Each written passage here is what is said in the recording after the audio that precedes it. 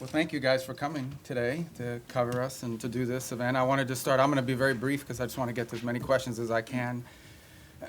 I can do English, I'll answer Spanish if you ask Spanish.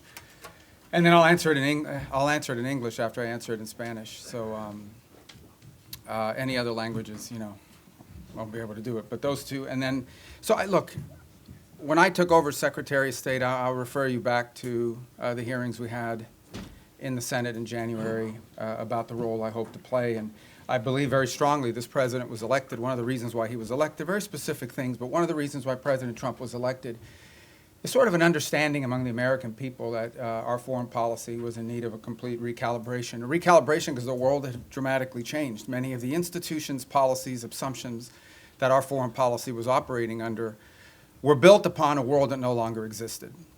And it required us to re-examine that. One of the assumptions that I think we had lost during this period of time, and I don't mean to make this an academic lecture, but I wanted to give you some insight into the broader thinking, as I highlighted at that hearing less than a year, almost a year ago now, is one of the assumptions was the loss of the notion of the national interest in our foreign policy. At the core of foreign policy needs to be the national interest of the United States. Now, that doesn't mean that there aren't issues and things we care about in the world, but at its core, the core principle of the national interest, the core principle behind our foreign policy needs to be our national interest. So you have to, first of all, define what is the national interest, and then you have to apply it. We defined it as we are in favor of foreign policies that make America safer or stronger or more prosperous, hopefully all three, but at least one of those three. And then it requires you to prioritize. Even the richest, most powerful and influential country on earth has limited resources, has limited time. And it has to be able to dedicate those resources and time through a process of prioritization.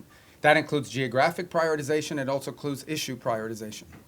And that's what we intend to do here. Then you have to have the mechanisms of foreign policy to deliver on it. In essence, you have to have a Department of State and a National Security Council and all the elements of U.S. foreign policy influence and power to deliver, to identify and then deliver on those priorities. And that's what we've attempted to do here, and I think we're well on our way to doing it. There's more work to be done. There's things we will improve upon. But generally speaking, it was the genesis behind the reorganization of the department, oftentimes applying reforms that secretaries of states of both parties, appointed by presidents of both parties, have long sought to do. And we're very proud of that going into effect and continuing to work forward. I think we generally avoided, massive disruptions to our operation, although any transition involves some disruption. But we're very happy with the way we empowered our regional bureaus, meaning our embassies and the folks at the desks here behind the regions have become more empowered and having influence over every element of our foreign policy, particularly how it's applied tactically. At the same time, one of the things we looked at is foreign aid. Foreign aid is not a separate activity of the United States government. It is an element and a tool of our foreign policy, and it should be used for the purpose of furthering the national interest. That doesn't mean we don't care about human rights. That doesn't mean we don't care about starvation. That doesn't mean we don't care about hunger. That doesn't mean we don't care about humanitarian need. What it does mean, however, is that even foreign aid, which is not charity, it is an act of the U.S. taxpayer. Now, American charities are free to give their money to whoever they want, as long as it's not a sanctioned entity. But the United States and the taxpayer money should be spent in furtherance of our foreign policy, should be spent in places and on things that further our foreign policy. And even that is not unlimited. We have a limited amount of money that we can dedicate to foreign aid and humanitarian assistance, and that has to be applied in a way that furthers our national interests. And that's what we have sought to do as well. And in that endeavor as well, we have empowered the regional bureaus and our embassies to play a dramatic role. In fact, they are not just the implementers of this. They, in many cases, are the ones that are suggesting and are leading the response. And so bringing the tools of foreign aid underneath the umbrella of our broader foreign policy has been an important and dramatic reform. Even in the midst of all that, we remain engaged around the world, including in conflicts that perhaps are not central to everyday life in America, but the president has made it a priority to be a peacemaker. And so you've seen us engaged, whether it's Russia, Ukraine, or India and Pakistan, or Thailand and Cambodia, which is an ongoing challenge, or the tragedy we see now in Sudan, or the potential for further strife in South Sudan and that falling apart. I mean, no matter Armenia and Azerbaijan, we are always looking for opportunities, if possible, to play the role of a mediator that brings about the avoidance of war or the ending of conflicts. And obviously, in many of these cases, you can get people to the table and agree, and then there's the implementation process. And so we've made progress in many of these, particularly in getting them to agree to certain conditions. Obviously, it's ongoing work to make sure that those are implemented and applied. And some of these, conflicts have deep roots that go back many, many years. But we are prepared to be engaged and helpful in ways that perhaps other nations can't. We've been viewed as indispensable in that regard, and it's a role the president takes great pride in the promotion of peace around the world, and something he deserves a lot of credit for. He is personally engaged in all of this. Obviously, the big one was the situation with Gaza, which again is ongoing. There is now a ceasefire. There's that war is no longer going on at the scale and scope and all the other things that were going on before. But obviously there's more work to remain. We are still through the process of trying to implement phase 1 and lead to phase 2 and phase 3. That is a long-term project, some of which will extend beyond the 4 years of this administration, but I thought was a very important achievement as well. So we have a lot to be proud about. I know you probably have some specific questions, and we can get to those, but I wanted to let that, lay that out as the preface and predicate for everything we're going to do today. So I'm going to start. How do I start? I'm going to start from the back row forward, and then I'll just juggle in between. I'll be here pretty long, so we'll get to everybody. Don't get desperate. Don't get wild. All right, I'll start with this gentleman with the white hair in the back. Yes, sir.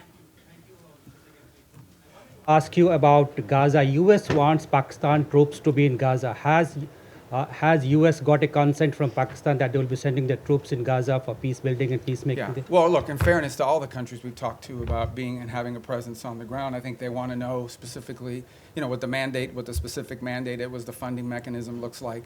So we're very grateful to Pakistan for their offer to be a part of it, or at least their offer to consider being a part of it. I think we owe them a few more answers before we can ask anybody to firmly commit. But I feel very confident that we have a number of nation states acceptable to all sides in this who are willing to step forward and be a part of that stabilization force. And certainly, Pakistan is key if they agree to do so. But I think we owe them a few more answers before we get there. We're trying to make a lot of progress here with I think the next step here is announcing the Board of Peace, announcing the Palestinian Technocratic Group that will help provide daily governance. And then once that's in place, I think that will allow us to firm up the stabilization force, including how it's going to be paid for, what the rules of engagement are, what their role will be in demilitarization and so forth. Thank you. Next to you in the back. Mr. Secretary, thanks so much for doing this. I want to start with Russia-Ukraine. You mentioned that... Easy stuff, yeah. You mentioned your efforts. There are talks going on right now, starting today and this weekend in Miami. What are your expectations from those talks? And the president yesterday made it clear that he expects Ukraine to basically step up before Russia walks away. If you wake up in Odessa, if you're Ukrainian this morning, seeing Russians are bombing, your city, or if you turn on TV and listen to Putin, what he says, why would the Ukrainians, ignore what the Russians are saying publicly and believe in what they're hearing? Yeah, look, there's a reason why this war hasn't ended, and that is because there's complex factors at play. I know that sounds like a throwaway line, but it's true. What we have tried to do in this entire process, and let's be clear about this. I mean, the United States is engaged in this. The president says this, and I'll translate what I think he's trying to say to you in all of this, and I think he's been pretty clear about it, is it's not our war. It's a war in another continent. We have equities, we have engagement in this war, but it's not our war per se. But we have been told by everybody, I think everybody would agree, that there's only one nation on earth, there's only one entity on earth that can actually talk to both sides and figure out whether there's a way to end this war peacefully, and that's the United States. And we've invested a lot of time, a lot of energy at the highest levels of our government. I believe, President Trump has had more meetings with foreign leaders and others on the war in Ukraine than on any other subject, including trade. He's invested a lot of time. Steve and Jared have invested time. I've invested time. The Vice President, the Secretary of War, others, Secretary of Treasury, and more, have invested a tremendous amount of time and energy in this. And what we're trying to figure out here is, what can Ukraine live with and what can Russia live with? Sort of identify what both sides' positions are and see if we can sort of drive them towards each other to some agreement. Wars end generally in one of two ways. Surrender by one side for another, or a negotiated settlement. We don't see surrender anytime in the near future by either side, and so only a negotiated settlement gives us the opportunity to end this war. A negotiated settlement requires two things: both sides to get something out of it, and both sides to give something. And we're trying to figure out what can Russia give and what do they expect to get, what can Ukraine give and what can Ukraine expect to get. In the end, the decision will be up to Ukraine and up to Russia. It will not be up to the United States. So that's the role we are trying to play in this. And that's why you see so many meetings going on. This is not about imposing a deal on anybody. It is about determining what both sides expect and need to have and what both sides are prepared to give in return for it, and figuring out whether we can have those two overlap. And of course, that takes a lot of time and a lot of hard work. It can't generally be done in the media or in press conferences. I think we've made progress, but we have ways to go, and obviously the hardest issues are always the last issues. Yes, all right, I'm gonna go to the next row, that gentleman right there with the glasses. Well, right behind you, because you're not the next row, that's the next row, right there, yes?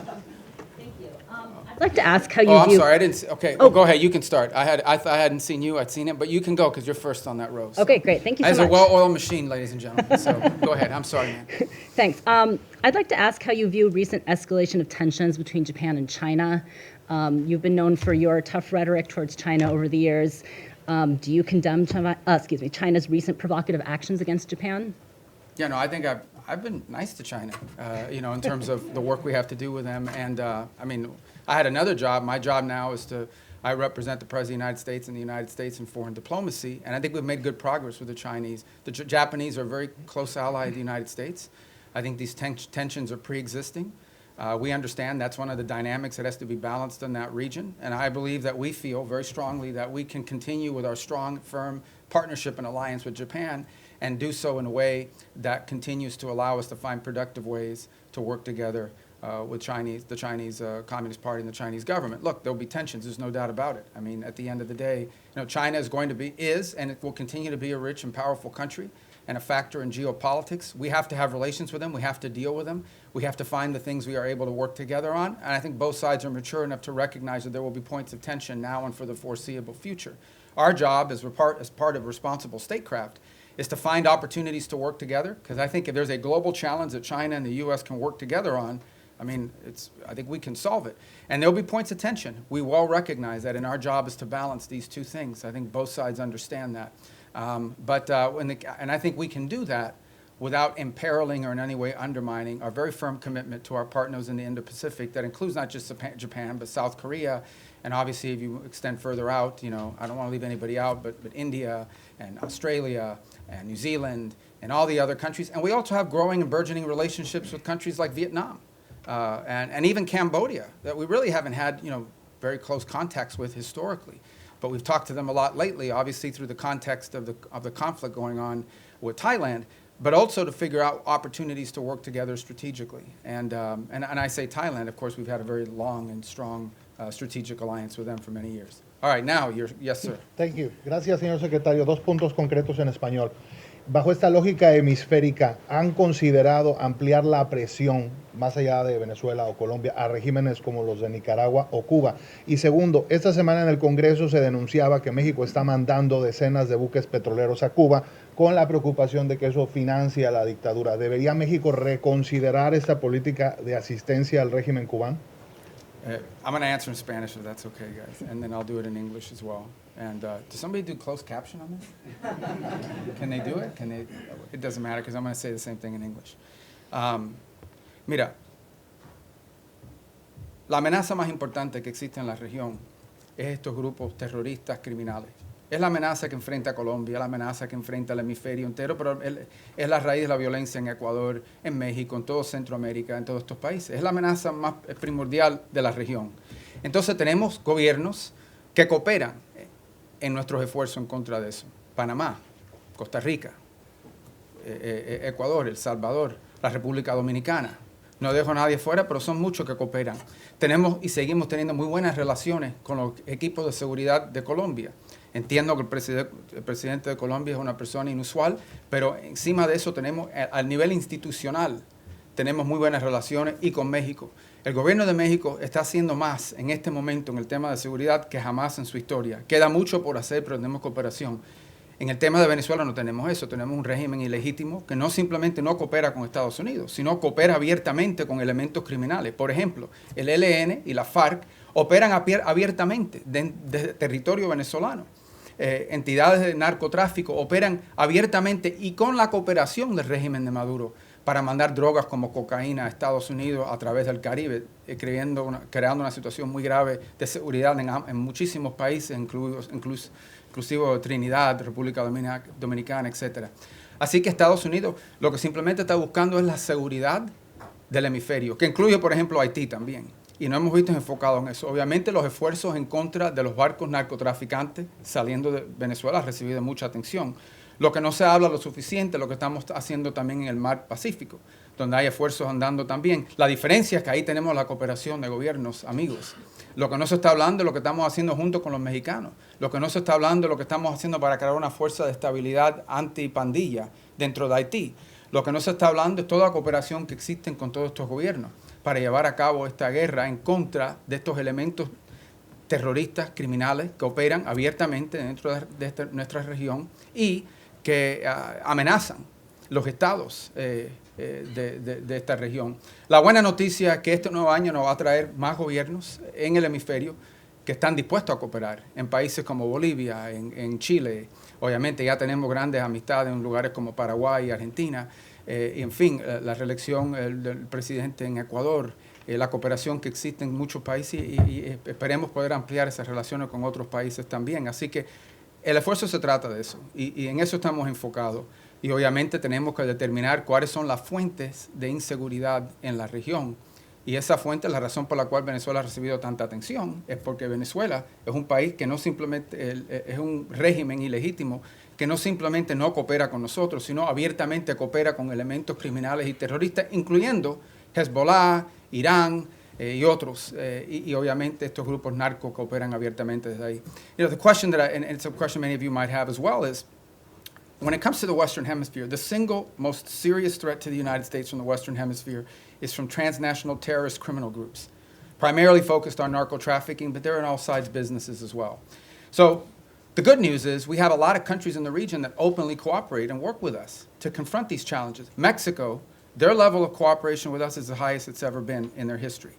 Throughout Central America, for the most part, except for maybe Nicaragua and to some extent Honduras, we've had great cooperation from Ecuador, from El Salvador, from Ecuador being in South America, but across the Pacific coast where we're also undertaking efforts. Guatemala, Costa Rica, Panama, these are all nations that cooperate with us openly in search of stability in the region. You move to the Caribbean basin, in Trinidad, in Guyana, in Jamaica, in the Dominican Republic, countries that openly cooperate with us. Even Colombia, despite its unusual president, has institutions in that country that work very closely with us, and those ties remain unimpeded and unaffected. So all of this is very positive. There's one place that doesn't cooperate, and it's the illegitimate regime in Venezuela. Not only do they not cooperate with us, they openly cooperate with terrorist and criminal elements. For example, they invite Hezbollah in Iran to operate from their territory. But they also allow the ELN and the FARC dissidents not just to operate from inside of Venezuelan territory, to control Venezuelan territory, unencumbered, unimpeded. On top of that, we know that they are in cahoots with drug trafficking organizations. It's not just that they don't work with us against these organizations. Okay? It's that they openly, cooperate with these guys and allow them to operate. So these guys are, marching in and out, doing whatever they want from Venezuelan territory, and it's a challenge. And so that's why that's received so much attention. But I would urge you to not just focus on that, but also focus on all the other things we're doing in the region, including, for example, standing up this gang suppression force in Haiti, which we were looking for 5,500 forces. We already have pledges of up to 7,500 forces from a variety of countries. We've seen donors step up to fund that effort. That's a very important effort. It all ties together cohesively. But the goal here is to bring security and stability to the hemisphere, to the region we live in, okay, which has not received enough attention. To bring the elements of American power to achieve that, to do it in partnership with as many countries as are willing to work with us in that regard. That's the goal here, and it's comprehensive and involves more than just one place. What makes Venezuela stand out is that the regime there actually cooperates with the terrorists. Yes, sir. In that row right there. Yeah, right there in the middle. On the hemisphere, the White House recently put out the national security strategy, essentially reorienting towards the Western Hemisphere. It was How good, is the right? I wrote that strategy myself. going to, yeah. Well, I was involved So in you can that. answer from both hats, I Yeah, guess, exactly. but how is that strategy going to dictate your relationship with other hemispheric powers like Canada and Mexico? No, I mean, we want to partner with as many people. I mean, they face the same threats that we do. I mean, it's Mexican mayors that are being assassinated in public squares. It's Mexican journalists that are being assassinated. It's parts of Mexico and institutions in Mexico that in some cases are compromised, usually through threat. by these elements. They recognize it, which is why they're partnering with us. Of course, we want to work with other governments in the region to confront this challenge. And in most cases, we have cooperative places. Now, we don't have that from Nicaragua or Cuba, but obviously didn't have it historically from Bolivia. We hope and expect that that will change. And we certainly don't have that from the regime in Venezuela, who actually don't just not cooperate with us, they openly cooperate with narco-trafficking elements that use Venezuela as a transshipment point. Yes, ma'am. Yes, thank you, Mr. Secretary. Today you had the second round of direct negotiations between Lebanon and Israel. Do you foresee a potential deal between these two countries without another round of war? And the second question, if I may, on Sudan. We know, Mr. Secretary, it's a civil war, but also there's a regional factor here. Where the U.S. regional what, I'm sorry? Factor Okay, in this yes. war. Where the U.S. stands here, and what's a red line for you? Is a divided Sudan is a red line for the U.S.? Yeah, let's separate the two because they're both easy questions, right? So the first one is we're hopeful. Look, at the end of the day, the goal everybody shares is a strong Lebanese government that controls the country, and Hezbollah is disarmed. They're no longer an armed element that can threaten Israel's security. That's the goal here. And we have tried to, in a cooperative way, to do everything we can to empower the Lebanese government to have the ability to do that. And so I hope that's what these talks are aimed towards, and we'll be supportive in every way we can to achieve that outcome. What I think is abundantly clear to everybody is no one is in favor of a Hezbollah that can once again threaten the region, act as a direct Iranian proxy, and obviously, if they threaten Israel, we're not going to have peace. So we are hopeful that the talks between Lebanese authorities and the Israelis will create outlines and a way forward that prevents further conflict. I think I don't speak for the Israeli government. I can only tell you and echo what they've said publicly, and that is that if they feel threatened by Hezbollah, they will take actions in their defense against them. So we all would hope that we could avoid that, right? We would all hope that in order to have peace, you have to avoid that, and the best way to avoid it is to have a strong Lebanese government that can actually control the country, and that Hezbollah is no longer an armed threat to Israel or to the Lebanese state.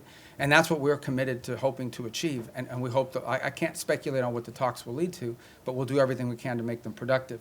On Sudan, you've rightfully outlined, I mean, there are regional elements to this. I mean, there are clearly both sides, you know, the SAF and the RSF have supporters from outside of Sudan's borders that are involved, and we've been engaging with those countries. It's not just countries that are providing them weaponry and equipment, it's also countries that are providing transshipment, particularly to the RSF to receive weapons, in some cases advanced weaponry.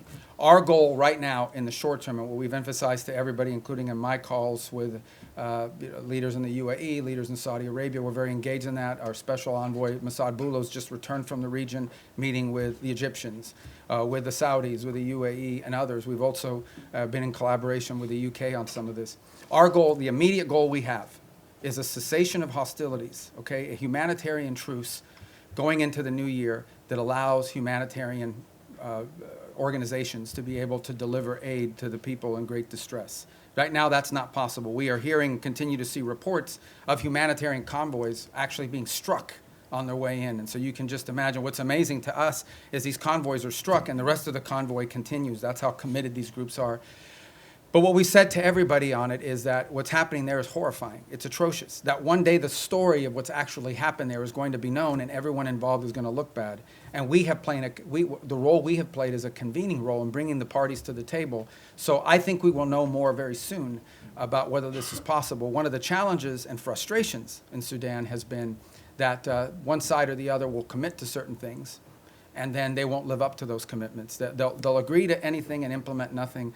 And oftentimes what happens is when one side feels like they're making advances in the battlefield, they don't necessarily see the need to concede at that point because they believe they're on the verge of achieving some success on the ground, and a truce would set them back. But what we've emphasized is none of these groups can operate without the support they're receiving externally. So we have been engaging with the countries involved from the outside to ensure that they are at the table and that they are pushing for the same outcome that we want, which is phase one, a humanitarian truce that at a minimum allows us to deal with the humanitarian calamity that occurs there. And obviously we hope that while that truce is ongoing, we can focus on the other elements that led to this conflict and help to resolve some of those. But our number one priority we're focused on, 99% of our focus is this humanitarian truce and achieving that as soon as possible. And we think that the new year and the upcoming holidays are a great opportunity for both sides to agree to that, and we're really pushing very hard on that regard.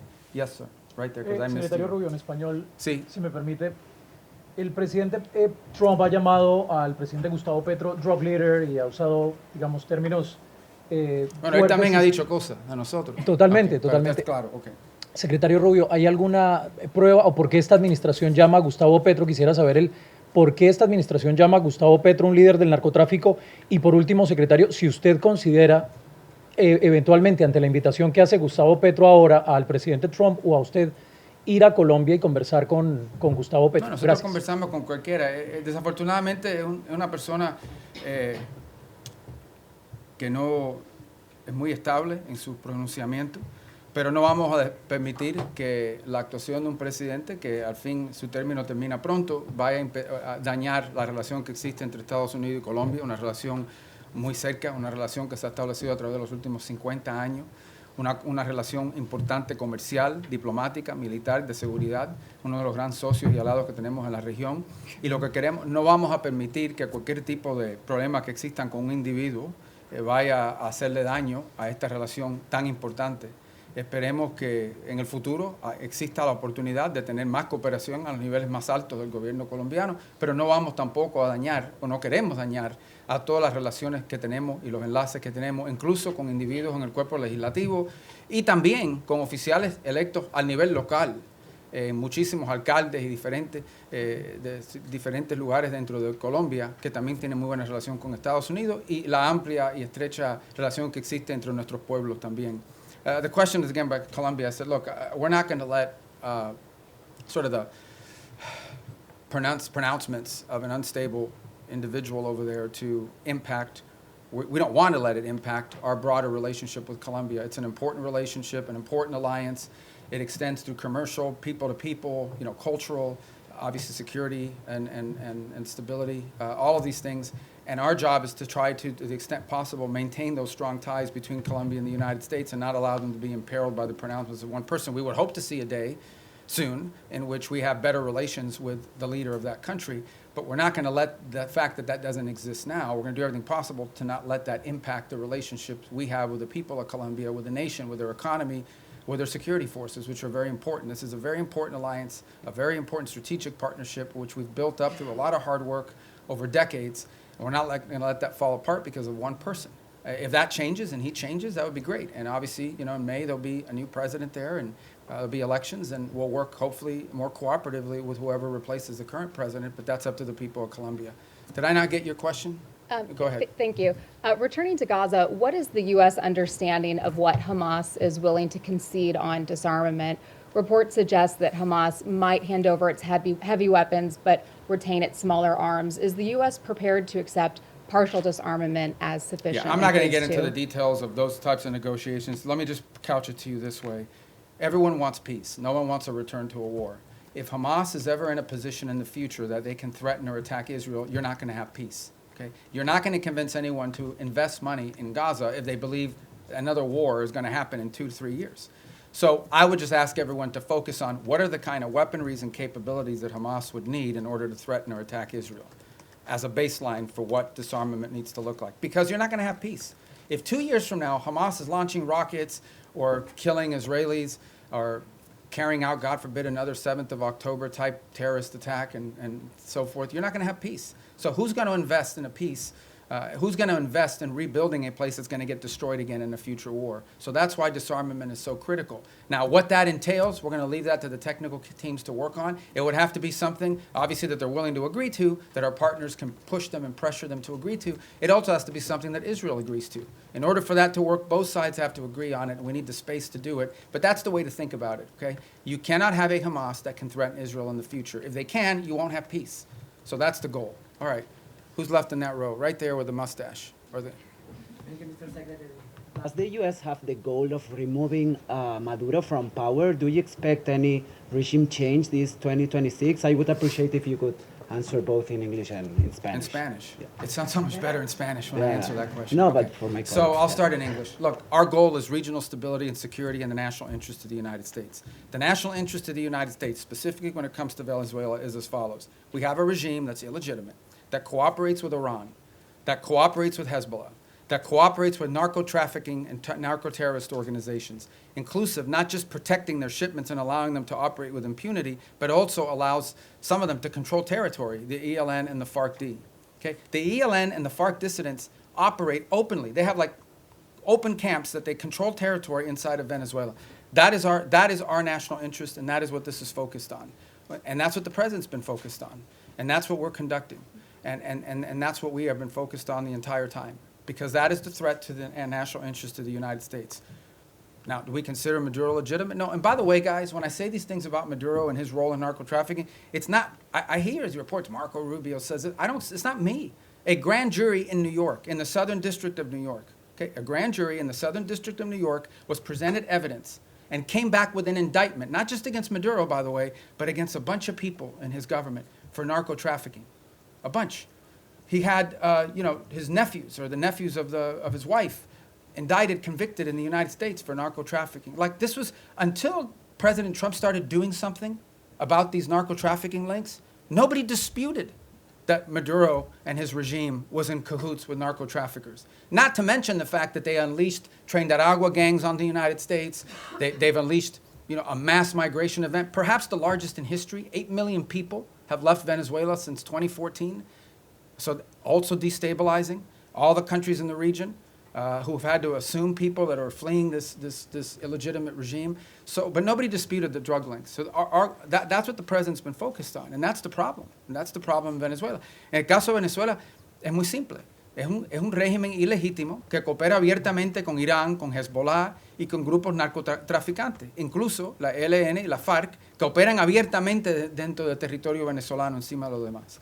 Entonces, la amenaza que enfrenta los Estados Unidos es eso, que tenemos un régimen ilegítimo que coopera abiertamente con elementos terroristas, y por eso consideramos el régimen de Maduro un régimen terrorista, cooperan abiertamente con elementos terroristas que amenazan la seguridad de Estados Unidos. Punto. Ese es nuestro interés y en eso estamos enfocados. Okay, next row right there. You. Yeah. With all due respect for my colleagues, I'm going to ask this one in Spanish. Okay. Señor secretario, usted acaba de decir que no espera o que no es la intención de Estados Unidos que las diferencias con el presidente Gustavo Petro generen afectaciones para la relación con Colombia. Pero la verdad es que sí las han generado. Colombia fue desertificada, el presidente Donald Trump ordenó suspensión de recursos de cooperación para nuestro país y ya se están viendo consecuencias en materia de seguridad en Colombia. Nada más anoche asesinaron a 6 soldados colombianos, el ELN, con un atentado terrorista. Y la gran pregunta en Colombia hoy es ¿qué va a pasar el próximo año si Colombia elige un presidente de izquierda?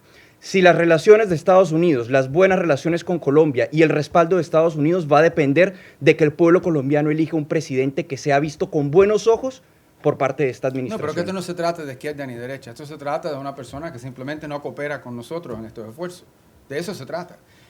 Al final del día, el pueblo colombiano va a escoger el próximo presidente. Es una democracia, tienen elecciones, esperemos que se cumplan todos los requisitos. Tienen una larga historia de cumplir los requisitos democráticos. Aquí no estamos diciendo que Petro no fue electo democráticamente, aquí nadie dice que no fue así. Pero en fin, esto no se trata de izquierda ni derecha, se trata de tener en poder un presidente que coopera con nosotros. Obviamente, sin duda, la postura que era tomada en contra de Estados Unidos ha afectado a nuestra relación, no hay duda de eso ninguna. Estamos tratando de limitar eso lo más posible, pero también tenemos intereses que tenemos que proteger. Y tampoco vamos a pretender, cuando tienes un presidente diciéndole a los elementos de seguridad que no cooperen con Estados Unidos, eso no lo podemos ignorar. Pero por otra parte, entendemos que tenemos dentro del sistema colombiano, incluso al nivel legislativo, en el Congreso, en el Senado, también alcaldes y otros líderes políticos de ese país que sí quieren buenas relaciones con Estados Unidos, y incluso líderes que no son de derecha, que son de izquierda, pero que entienden la importancia de esa relación. Pero esto no se trata de ni izquierda ni derecha, se trata que si va a cooperar con Estados Unidos o no. Tenemos una larga historial de cooperar con Colombia, que fue un ejemplo y un modelo para la región, y ahora tenemos algo un poco menos, que es lamentable. Ojalá que eso cambie. The question was about whether the U.S. relations to Colombia is dependent on whether they elect a leader that's center-right or center-left. It has nothing to do with left or right. It has to do, very simply, with whether or not we have a leader there that we can work with. The U.S.-Colombian relationship, especially our security relationship, but also our economic one with a free trade agreement, is a model. It was a model for the region. We tried to replicate that Everybody would use Plan Colombia as an example of what you need to do in these other places. And we want to continue that. Now, no doubt, when you have the president of a country saying some of the things and ordering some of the things that he's ordered, it's going to have an impact on some of that relationship. Our job is to try to preserve and protect as much of that relationship as possible, but it will be impacted. But it doesn't matter whether the next president is center right or center left. That's not the issue. The issue is whether the next president is someone who's going to, once again, cooperate with the United States and restart these relations. That's what we seek. And if President Petro changes in his stance, perhaps that could change as well. But if he doesn't, obviously, it'll be up to the people of Colombia to elect their next president. Yes, ma'am, right there in the middle.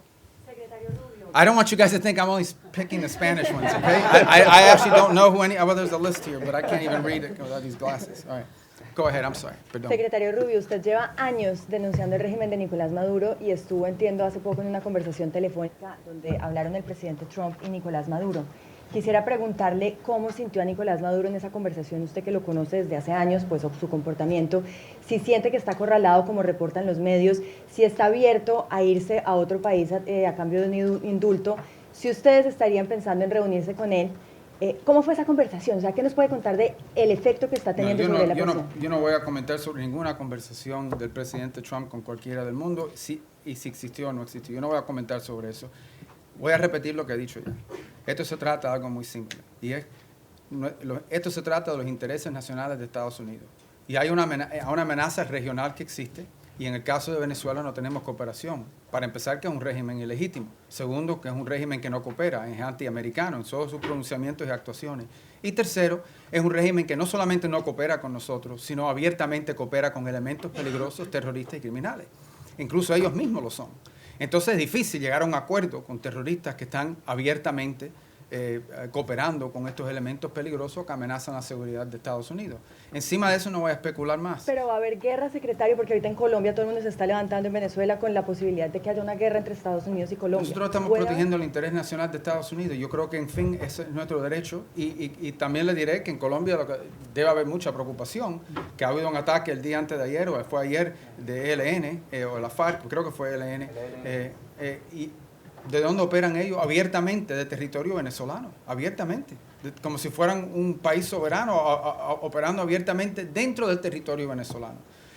It's the same question, guys, and that is, the bottom line is very simple. Our interest in Venezuela and in the region is the national interest of the United States, and in Venezuela we have an illegitimate regime that not only does not cooperate with the United States, but openly cooperates with narco-terrorists and others who threaten the national security of our country. The gentleman in the middle. I'm going to try to get to everybody, I promise. But you guys, by then, your questions will be Thank you, more Mr. Secretary.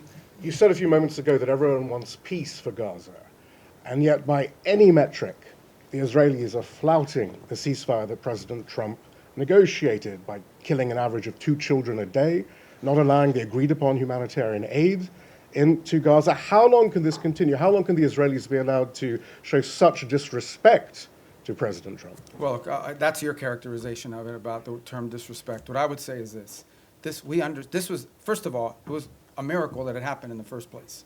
We all understand how difficult it was for that to come to the conclusion that it did, where the bombing and everything else, the scale and scope of what we saw ended, all the hostages were released, and we have relative peace right now for the most part, despite the things you're pointing to.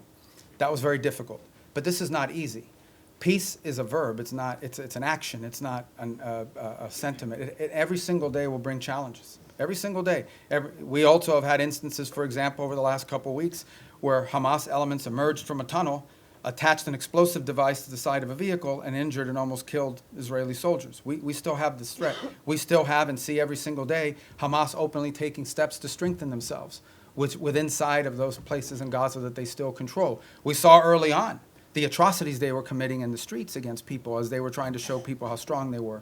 So I don't think I'm standing here to tell you this is going to be easy. This is an hour-by-hour, day-by-day challenge. It's one of the reasons why we have stood up this center there in operating in Israel, in partnership as well with another cell that exists in a regional country. It's why every single day there are meetings among both intelligence, diplomatic, and military officials of multiple countries that help bring about this deal to manage this. And that's why it is so critical.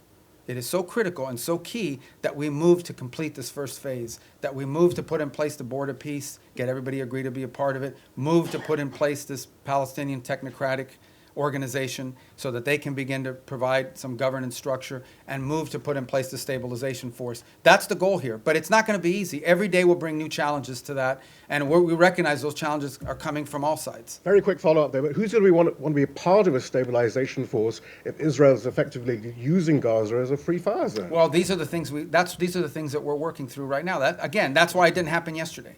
That's why we didn't, I don't mean yesterday literally, that means why we're not there yet. This is the hard work of diplomacy and peacemaking.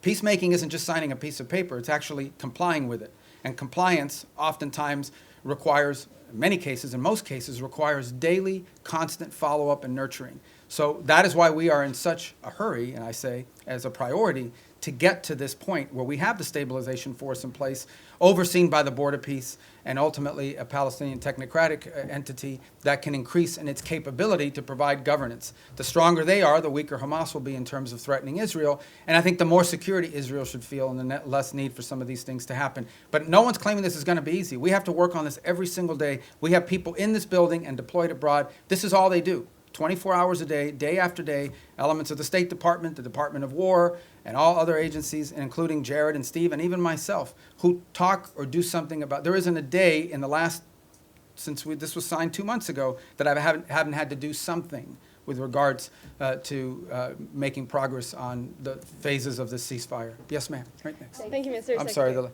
I'm going to get to you guys. I'm coming. See him going down the rows like this. Thank you. So right behind you, 'cause I'm still in that row. Thank you, Mr. Secretary, and thank you for having the Has briefing. anyone ever done this where they go like all the rows? No. You're going to look so good to your editors. You know? All right, go ahead. Caroline Lumetta with World News Group. Several faith-based organizations have been calling on the administration to reopen the U.S. refugee admissions program, particularly for religious minorities facing persecution. That includes Afghanistan, Syria, Iran.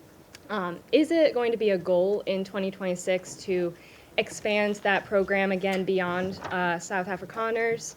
Yeah, so here's the problem, okay? In the last 4 years, we had a flood of people enter this country through a variety of means. So that's what we confronted. We have to stop that, and we did. We've been successful. You see the border secured, the number of illegal entries has completely collapsed. And now we're facing a second challenge, and that is we've admitted a lot of people into the United States. And perhaps the overwhelming majority of them are not bad people and so forth. This is all true. But there are people, we know, okay, for a fact, that there are people in this country who got in through some form of vetting that was wholly insufficient. And we've seen tragic evidence of that very recently, including people that we claim to have vetted. So, why does that happen? Because there are some places where you can't vet people. You can only vet people on the basis of information you have about them. But that information is oftentimes dependent on whether there's some local authority that actually has any information about them. Okay, so that is the challenge we're facing, which is why the president has sort of put a stop to all of these things until these systems for admitting people into our country can be improved. But I think everyone would understand that after a flood of 15 to 20 million people into our country, almost unrestrained in some extent, over the last 4 years before taking over in January of this year, there's a desire in our country to put a stop to that until we can fix these processes to ensure that not only do we know who's in the country now, but in the future, we're not going to face some of these challenges that we faced in the past. So, look, the United States remains the most generous country in the world when it comes to legal immigration. This year alone, close to 1 million people will enter this country legally and have their green card and go to war. But we do have a right, like every sovereign country does, to know who you are, why you're coming, what you've done in the past, and what we think you might or might not do in the future. We have a right. We have a right to make sure that you're not going to come to this country and pose a burden on our social safety network. All of these things are rights of sovereign countries. A bunch of sovereign countries in the world do it. Most of the countries in the world have far more restrictive immigration policies than the United States has ever had. But we are in a special period right now. This is not like business as usual. This is, right now, we are less than a year removed from the most reckless migratory incompetence in American history, where a flood of people and mass migration events entered the United States. And they can claim all they want that they vetted people. This is just not true. Some of them were cursory vetting, and in some cases, you couldn't vet them because the countries or places they came from had no documents upon which they could be vetted on. So that program will be studied, and it will not be restarted at the scale and scope it was until we are comfortable that it is one that we know everyone who's coming in and who they are and whether they meet the criteria for admission to the United States. Do you Yes, have ma'am. any sort of Thank you timeline so for much, that? Mr. Secretary. A follow-up on the conversation between President Trump and Maduro, because the day after the conversation, the president said he was going to be meeting that gentleman very soon. Is this still being considered? Is the president still considering that? Is still a chance for diplomacy on Venezuela? And also, any role that you see Brazil could play? Because just a few weeks ago, President Lula spoke with President Trump and Nicolas Maduro, and he offered to help to mediate the conversation. Yeah, I'm not going And, to comment on any, as I said, I'm not going to comment on the president's talks. I will just point you to the fact that the thing about this president that I think you've seen is he's willing to talk to anybody. He's willing, he doesn't view talks as a concession. But I don't have any update to you on what comes next in that regard. I have no reason to express skepticism or optimism about it. I'm just not going to comment on what the president has available to him as options across the range of options that include diplomatic options. And how about the conversation with Lula? I mean, I think he said to us what he has said publicly, and that he has a willing to play a positive role in that regard. You know, the president's had 2 phone conversations and 1 meeting with President Lula. I think we've made progress on some things, including on trade. We have more work to be done. The 2 presidents got along. We felt that was important in terms of those conversations. I've talked to Mauro, their foreign minister, on it, including this earlier this week. And we have a lot of issues in common with Brazil that we'd like to work together on, and strong links. Being from Florida, as an example, I know how important Brazil has been to us as a partner. We've had some disagreements on a couple things over the years as well. But I feel like that relationship is on a positive trajectory, but as far as its role in Venezuela, I don't have anything to provide you on that today of any specificity. Just a quick Yes, sir. follow-up on the tariffs, political tariffs No, on I got to Brazil. get to him, Okay. okay? Thank you, Mr. Secretary, and thank you very much for doing this. On phase 2 in Gaza, when is the soonest that we could see that being implemented? And then separately, you said at the top that you want the US to play the role of mediator that brings about the avoidance of war and ending conflicts. How do you square that position with a possible military intervention in Venezuela? Thank you. Well, first of all, a couple things. Wanting to pursue peace and secure peace does not necessarily come at the expense of your national interest. We reserve the right and retain the option of defending our national interest. Now, in the case, again, we're going to talk about Venezuela. Let's be clear. Maduro has made multiple deals with elements around the world, including with the Biden administration. Okay, Maduro made a deal with the Biden administration, and here's the deal he made. And I only say this to you not because we want to get back to that deal, but just as an example of why the guy cannot be trusted to keep deals. It's a problem. Okay, somebody, breaks deals multiple times. You have a right to be skeptical they're ever going to keep the deal. He made a deal, and as part of that deal, they lifted sanctions. They released his 2 nephews from federal custody after their conviction. They sent back his bagman, Alex Saab, and all these sorts of things. He released political prisoners, and he promised to have free and fair elections. He didn't have free and fair elections. He rearrested or exiled most of those political prisoners, so he pocketed all the benefits and lived to none of those commitments. So, look, it's hard to have and do a deal with someone who never keeps a deal.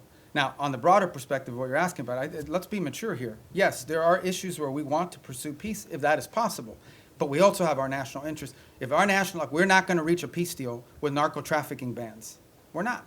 We can't reach a peace deal with MS-13. We can't reach a peace deal with Tren de Aragua. We can't reach a peace deal with the ELN or the FARC that are still pumping drugs into the United States or any of their cartels in Mexico. You can't do a peace deal with these people any more than you could do a peace deal with a mafia.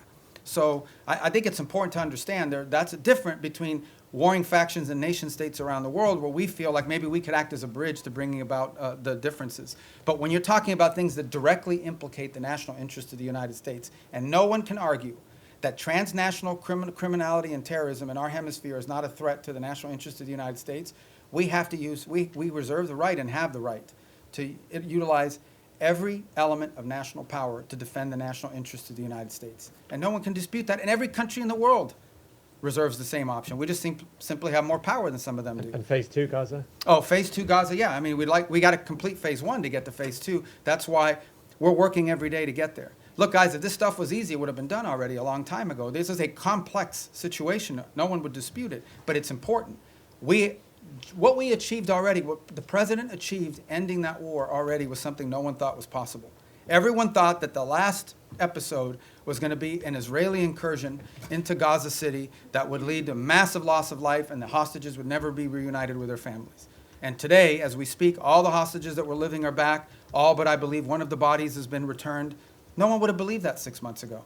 So that in and of itself, but that is not the end of the story. We want to continue on this. But what we're talking about is dealing with something that no one has been able to solve in 30 or 40 years. No one.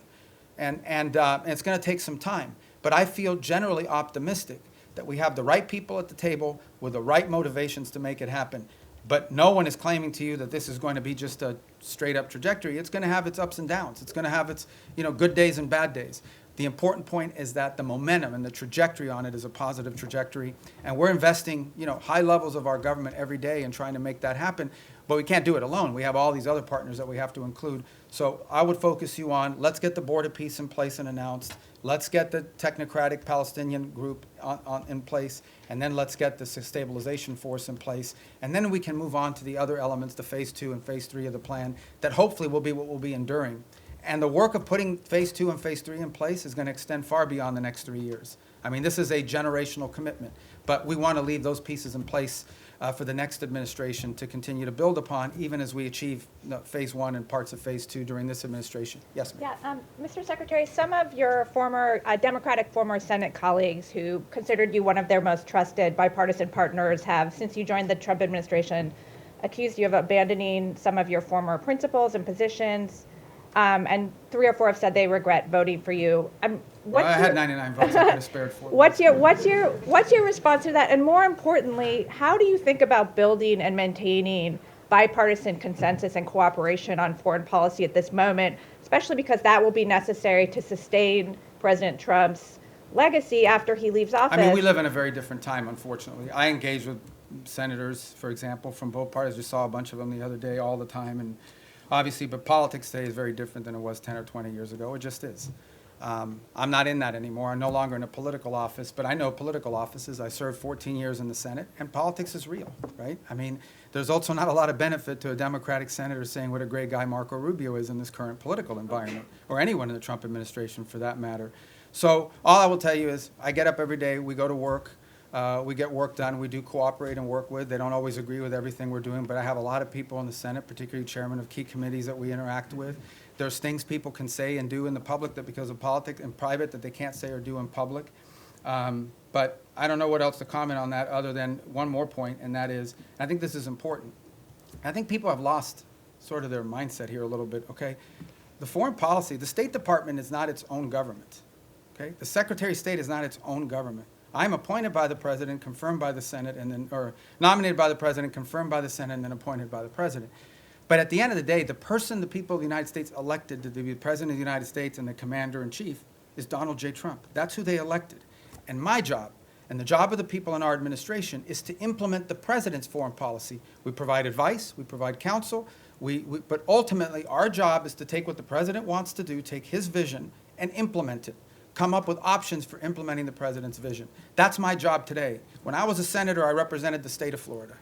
Today, I am the Secretary of State for Donald J. Trump, the President of the United States, and my job is to implement the President's foreign policy, provide advice, provide counsel, provide ideas, provide for opportunities and ways in which his foreign policy can be implemented. But in the end, our job is to implement that. And why people think that somehow foreign policy can be divorced from our republic? That's not the way our Constitution works. The Constitution does not say you elect the President of the United States and then you put in place a State Department to undermine the President if the person who's the Secretary of State doesn't agree with him. That's ridiculous. That's stupid, really. And I don't know why anybody would think that. So that's the job I have, and that's the job I'm proud to do. I think we've made a lot of progress. We have a lot more work to do. All right, on our row right there from Italy, right? I know you from the... Yes. Do you cover us now, or are you on Capitol Hill still? No, everything. Both. So you're like a one-man bureau for the whole well thing. As All here. right. You're like me. You have 2 jobs. Good. Yeah. All right. Thank you, Mr. Secretary. So the United States, on one hand, are mediating with Russia to end the war in Ukraine. But on the other hand, the Russian foreign minister yesterday or the day before said it would be a fatal mistake from the U.S. To block the oil tanks from Venezuela and trying to overthrow the Maduro regime. So what kind of what's the assess that you're doing, and are there any safeguards in place to avoid escalation with Russia? And then I have another question about the Hezbollah, sir. Yeah, we're not concerned about an escalation with Russia with regards to Venezuela. I mean, we've always expected them to provide rhetorical support for the Maduro regime. I think they have their hands full in Ukraine. And if he's watching, Sergei, Merry Christmas. But at the end of the day, I expected them to say what they were going to say. The rhetorical support, we understand what that's at. It's not a factor in how we consider this whole thing. And then, if I may, about the Hezbollah, I know you already answered, but I wanted to ask you if the US administration is considering a broader military support involving also potential Arab partners, not only in providing weapons, but also going into the field to disarm the Hezbollah if the diplomatic talks will fail. Well, I've not heard anyone sort of suggest that at the level of detail that you've talked about. I think regionally, for example, if you talk to the Syrian authorities, they're very concerned about Hezbollah. I think most of the countries in the Gulf region view Hezbollah as an agent of Iranian influence and Iranian action. But as far as what you're discussing, which is sort of a coalition of armed units going into Lebanon to disarm Hezbollah, I've not heard that proposed by anybody. Perhaps you have, but I haven't, and that's not certainly something we've been... Senator Graham Okay. was talking about Lindsey, this one at of the my former Congress. colleagues, Yeah. yeah. Well, you should ask Lindsey about how he's going to put that together, because, but we just haven't heard it. I'm not saying you may not hear that one day in the future, but I think what is clear, and I think maybe perhaps what Lindsey is speaking to, is that it is clear that if you talk to leaders in the region in all these countries, they all have the same goal, perhaps not, which is to ensure that Hezbollah can no longer play the role that they've played in the past, not just threatening Israel, but being an agent, an open agent, really a proxy of Iranian influence in the region. All Thank right. you. Next. I didn't get to you. Oh, I'm in the new row. Okay, go ahead. Okay, thank you so much, sir. You have previously said in the past that you and the administration are committed to fixing the backlog of visas for foreign-born priests and other religious workers, whether that be through the Religious Workforce Act, or through maybe a standalone process. Is there any update you can give on the status of that and what's being done to Yeah, I think we'll hopefully have fix more to this announce issue? on that early next month. Okay. Yeah, early next month. Okay. We've worked closely with a lot of the religious authorities to do that. Obviously, depending on the denomination, we're not discriminating in favor of one versus another. Mhm. Some denominations are more professionalized in terms of what they're able to provide us with and sort of information versus others. Some of it depends the country they're coming from, because, we have to be careful not to be waiving, we have country-specific requirements depending on the country they're coming from. But I think we have a good plan in place to put that into effect. And I know we've worked with a number of denominations in that process. Obviously, one of the big users of that system is the Catholic Church in the U.S., and so we've worked with the Conference of Bishops. And I think we're going to get to a good place. We don't have it ready yet. All this takes time to put together, but we're moving quickly, and I think we'll have something positive about that at some point next month, hopefully in the early part of next month. Thank you Yes, so sir. much. Thanks, Mr. Secretary. White House Chief of Staff Susie Wiles said that the U.S. would need congressional approval to conduct ground strikes in Venezuela. Do you share that view? And in your response today on regime change, Wiles already acknowledged that the point of the boat strikes was to pressure Maduro, i.e. have him leave. Why not just acknowledge that this is a regime change? Do you have the quote she said? That this is but do you have the quote? To cry uncle. I Yeah, believe so, is the okay, quote. so cry uncle, all right? I guess in Spanish you would have to say tío. But I think, I don't know how that, you can interpret any way you want. But at the end of the day, it is clear that the current status quo with the Venezuelan regime is intolerable for the United States. The status quo, that they operate and cooperate with terrorist organizations against the national interest of the United States. Not just cooperate, but partner with and participate in activities that threaten the national interest of the United States. So yes, our goal is to change that dynamic. And that's why the president's doing what he's doing. Change that dynamic by ensuring that no one wants to get on drug boats anymore. People were just going out there, openly without any fear of the reaper. And now I think people understand, it's not a good idea. By the way, we haven't had a strike in the Caribbean Basin in almost 5 weeks. Do you know why? It's not because we stopped looking. It's because no one wants to get on a boat anymore and do that. So it's been effective at cutting that down. Now, there's been strikes in the Pacific. So the bottom line is that, sure, our goal is to, what's the point of doing something? But the change, people want to focus on regime this and this and that. The goal here is very simple. The national interest of the United States. The President of the United States was elected to protect the American people, to protect America. That's what he was elected to do. It's one of his fundamental promises that Donald J. Trump made when he was elected President of the United States, is I am going to protect this country.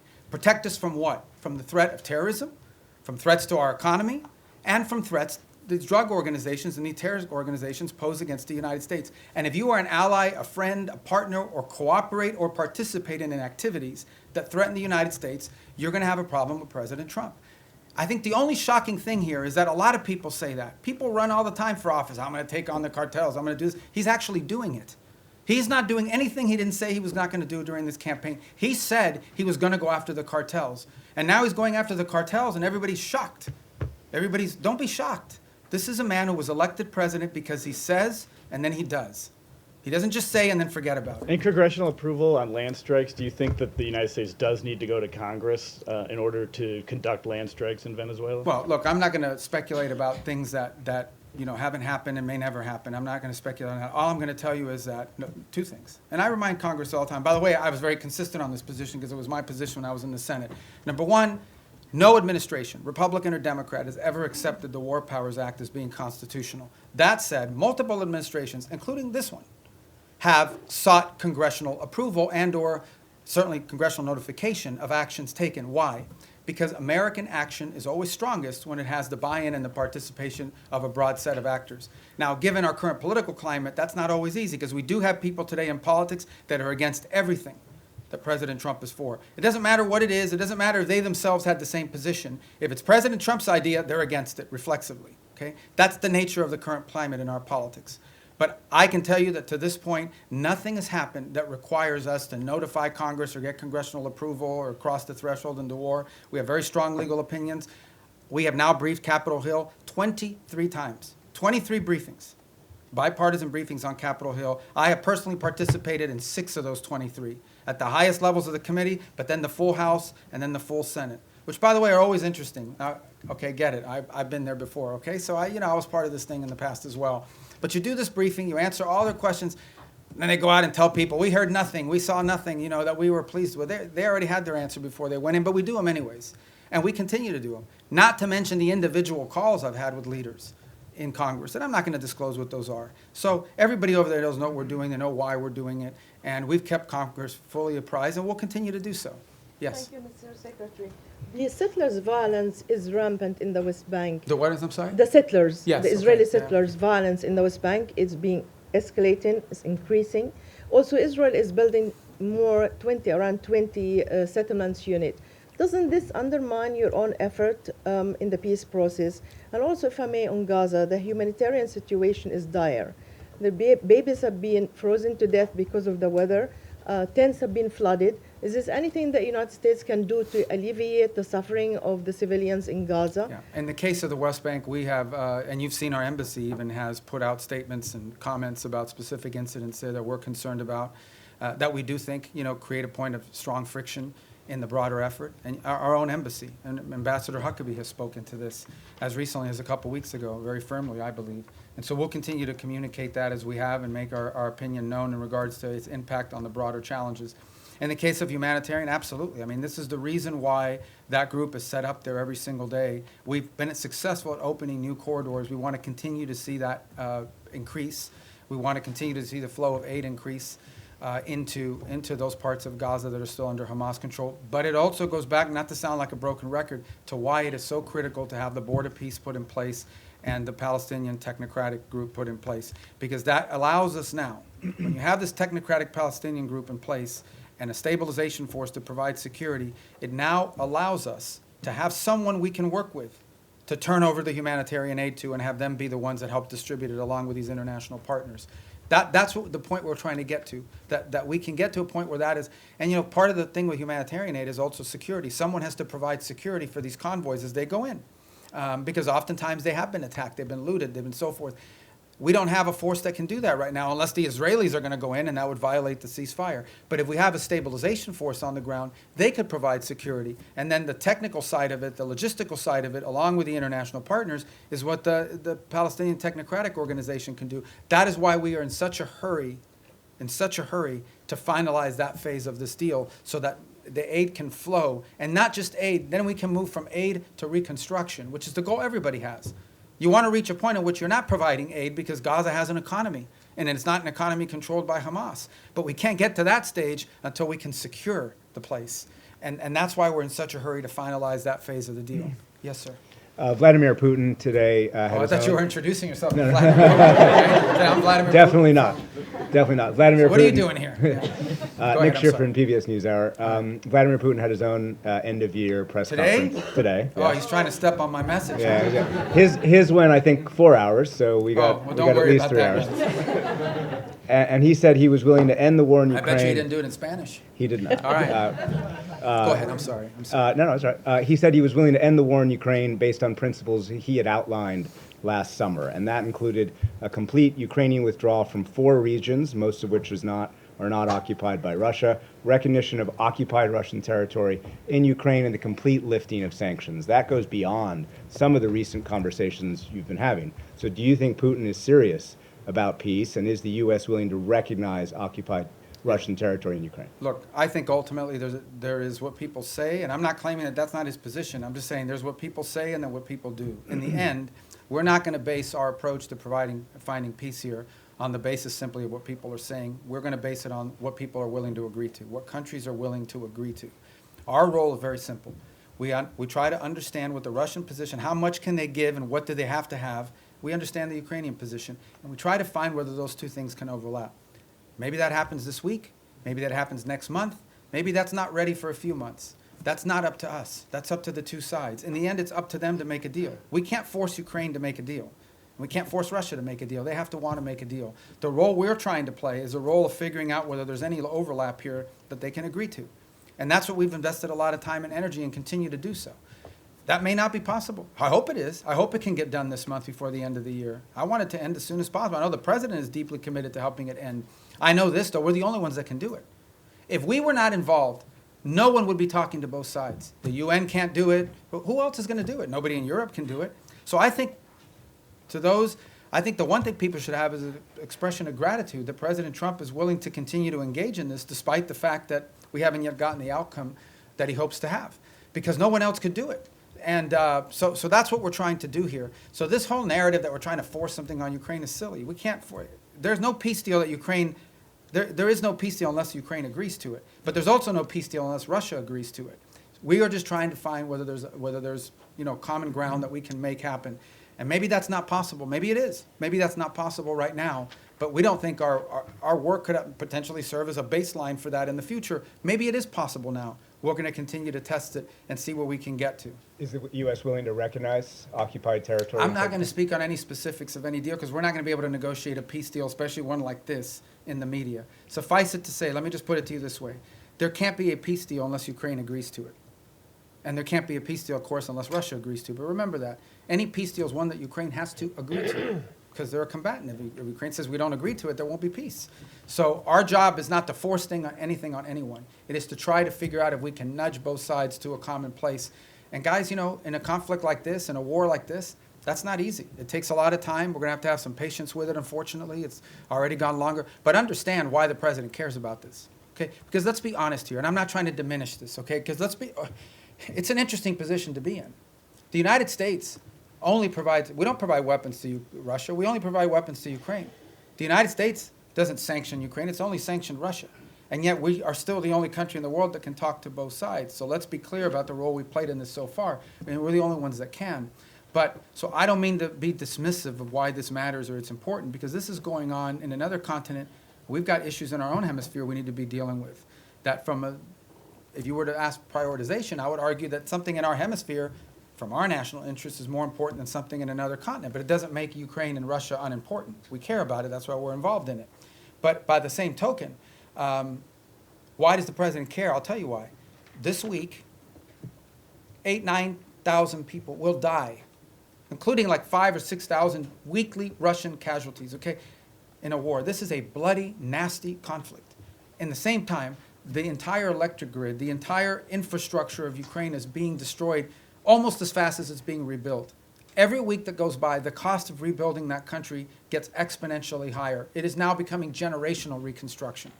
This is a very damaging war that's going to have incredible implications. There are now hundreds of thousands of Ukrainians, probably maybe in millions, who have not lived in Ukraine in years. They've been displaced to other countries.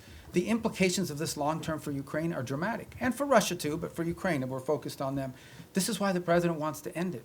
He thinks it's a bloody, nasty, horrifying war, and he doesn't like wars. He really doesn't like wars. He thinks they're a waste of money, time, and talent. and he wants this one to end. And we're doing everything we can to end it. And it may or may not be possible, but we're certainly going to keep trying. Yes, sir. Thank you. I promise you we're going to go through here. Do you have a deadline or something? I know, but let me get to the roads, because if not, if I break up the road thing, you're going to screw up the whole plan I have for today. Go ahead. Thanks, Mr. Secretary. If I can turn internally for a moment, a recent survey by the American Foreign Service Association found strikingly low morale among career diplomats in the U.S., some of whom reported that they feel like they can't freely express their opinions, that their candidate input is not welcome, and many of them are saying that they're actually thinking about career changes. I know you talked at the top about how change can be disruptive, but I wonder, how much does this concern you? Do you possibly see this as a feature, not a bug, or would you be happy to see people leave so that you can bring in a new crop of people? And then just briefly on your own role, you have 2 jobs right now. Your travel schedule seems a bit lighter than your recent predecessors. You didn't attend the last NATO foreign ministers gathering and had your deputy go. Are you fully performing the job of Secretary of State? Are you more of a national security advisor than a Secretary of State? Can you talk about that? Well, first Thank of you. all, on the travel schedule, we have a lot of leaders keep coming here, too. So you talk about NATO, great example on NATO. I already went to a NATO meeting this year of all the foreign ministers. Then I went to the leaders meeting, which not all the foreign ministers were at. And then on top of that, that week is the week we had Rwanda and the DRC coming to the United States on a deal that I was working in.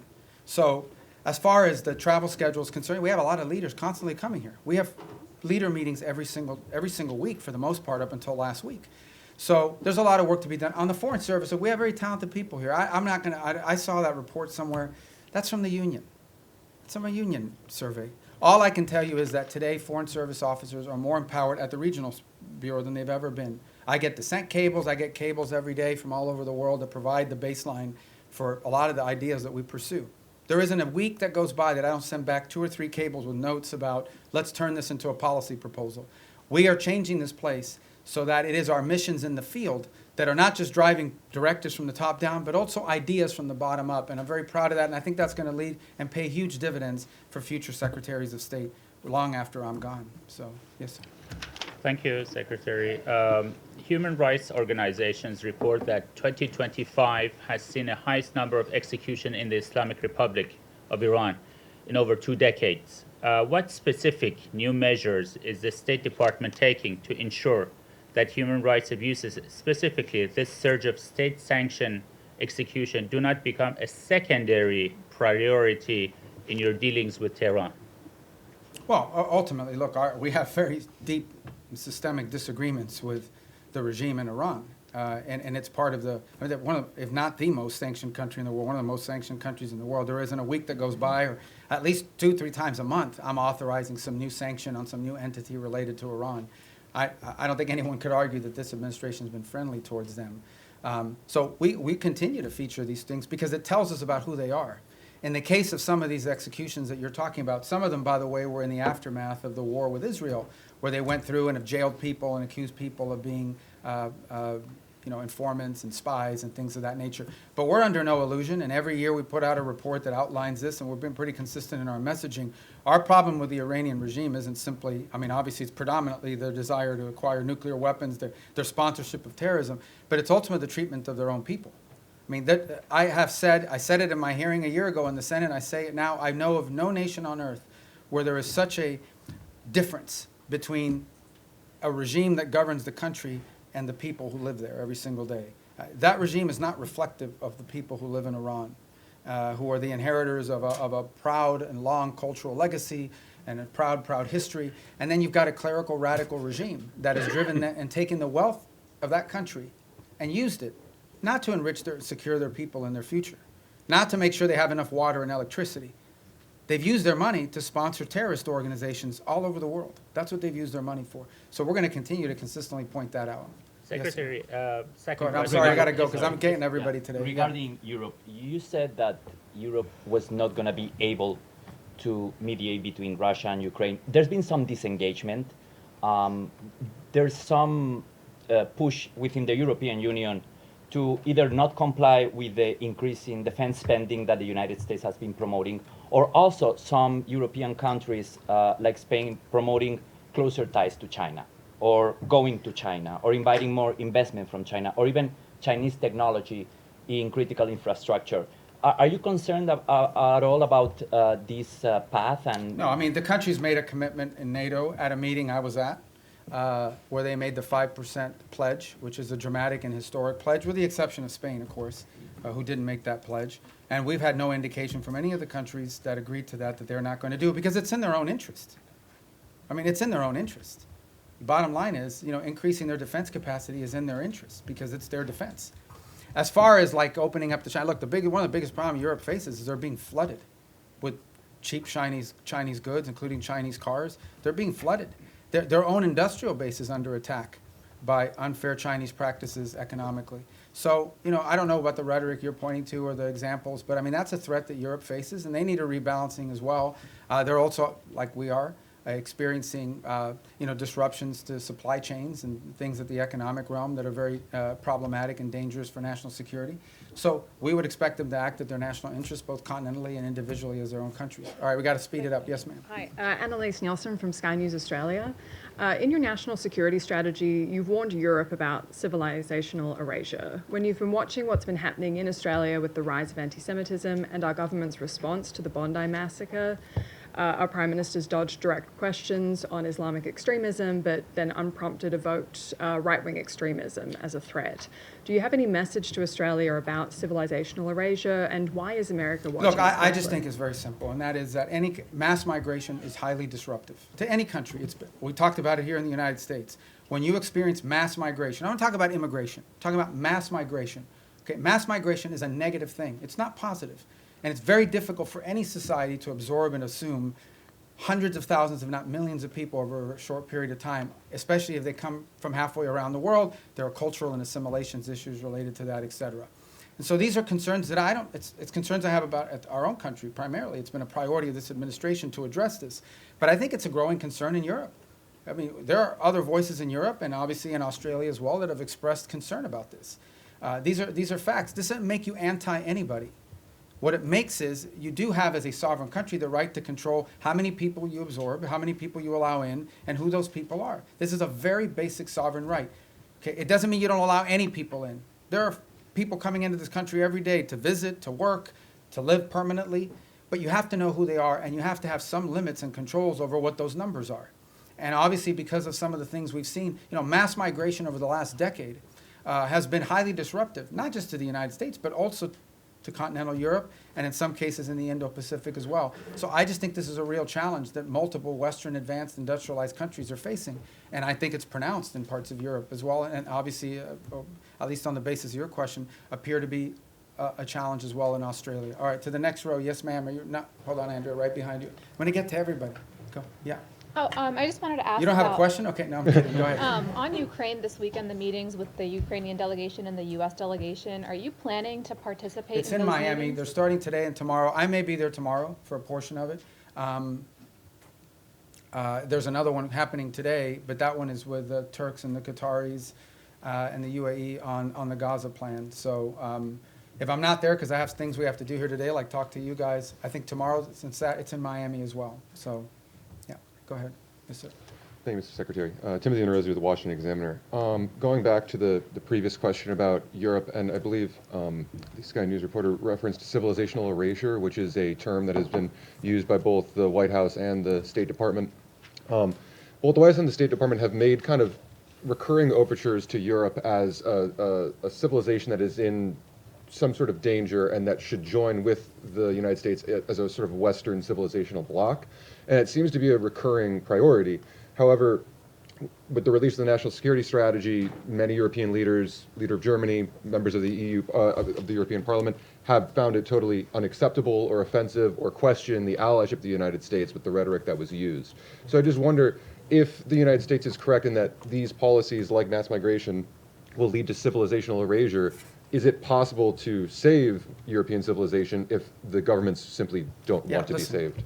How has this alliance long been described? As the Western alliance, right? What is it? And it's not just me saying, you go to these NATO meetings, you meet with people, what they will tell you is our shared history, our shared legacy, our shared values, our shared priorities. That's what they talk about as the reason for this alliance. Well, if you erase your shared history, your shared culture, your shared ideology, your shared priorities, your shared principles, then you just have a straight up defense agreement. That's all you have. So what I'm trying to point to, and what we've tried to point to, is very simple. That is, at the bedrock and at the cornerstone of our relationship, with example, with Europe, is the fact that we do have a shared culture, a shared civilization, a shared experience, and shared values and principles on things like human rights, on freedom, on liberty, on democracy, on all sorts of on the rights of the individual, on all these sorts of things that we in this nation are the inheritors of in many cases, because many of these ideas that led to the founding of our country found their genesis in some of these places in the Western Alliance. If you take that away, if that's wiped out because for whatever reason it's no longer a priority, I do think it puts a strain and threatens the alliance in the long term and in the big picture. Now, whatever internal politics causes people to dispute this, I'm not going to comment on, other than to tell you that I do think that at the core of these special relationships we have is the fact that we have shared history, shared values, shared civilizational principles that we should be unapologetic about. This is a nation that was founded on Western principles. Founded on Western principles like liberty, the value of and the right of the individual, the right of self-governance. These are all Western values. Now, others may have adopted it in different parts of the world, but they emanate from Western history. And it's something that we should be apologetic about. Why would we be apologetic about it? Anyone who doesn't recognize, for example, that many of the features of our system of government find their root in Roman and Greek history is a fool. Is a fool. It's just not true. And so I think that we need to understand and embrace that, not negate it. And I think that's what we're pointing to here, is that we are concerned that particularly in parts of Western Europe, those things that underpin our alliance and our tie to them could be under threat in the long term. And by the way, there are leaders in those countries that recognize that as well. Some say it openly, some say it privately. In the eastern and southern part of Europe, they're much more open about it.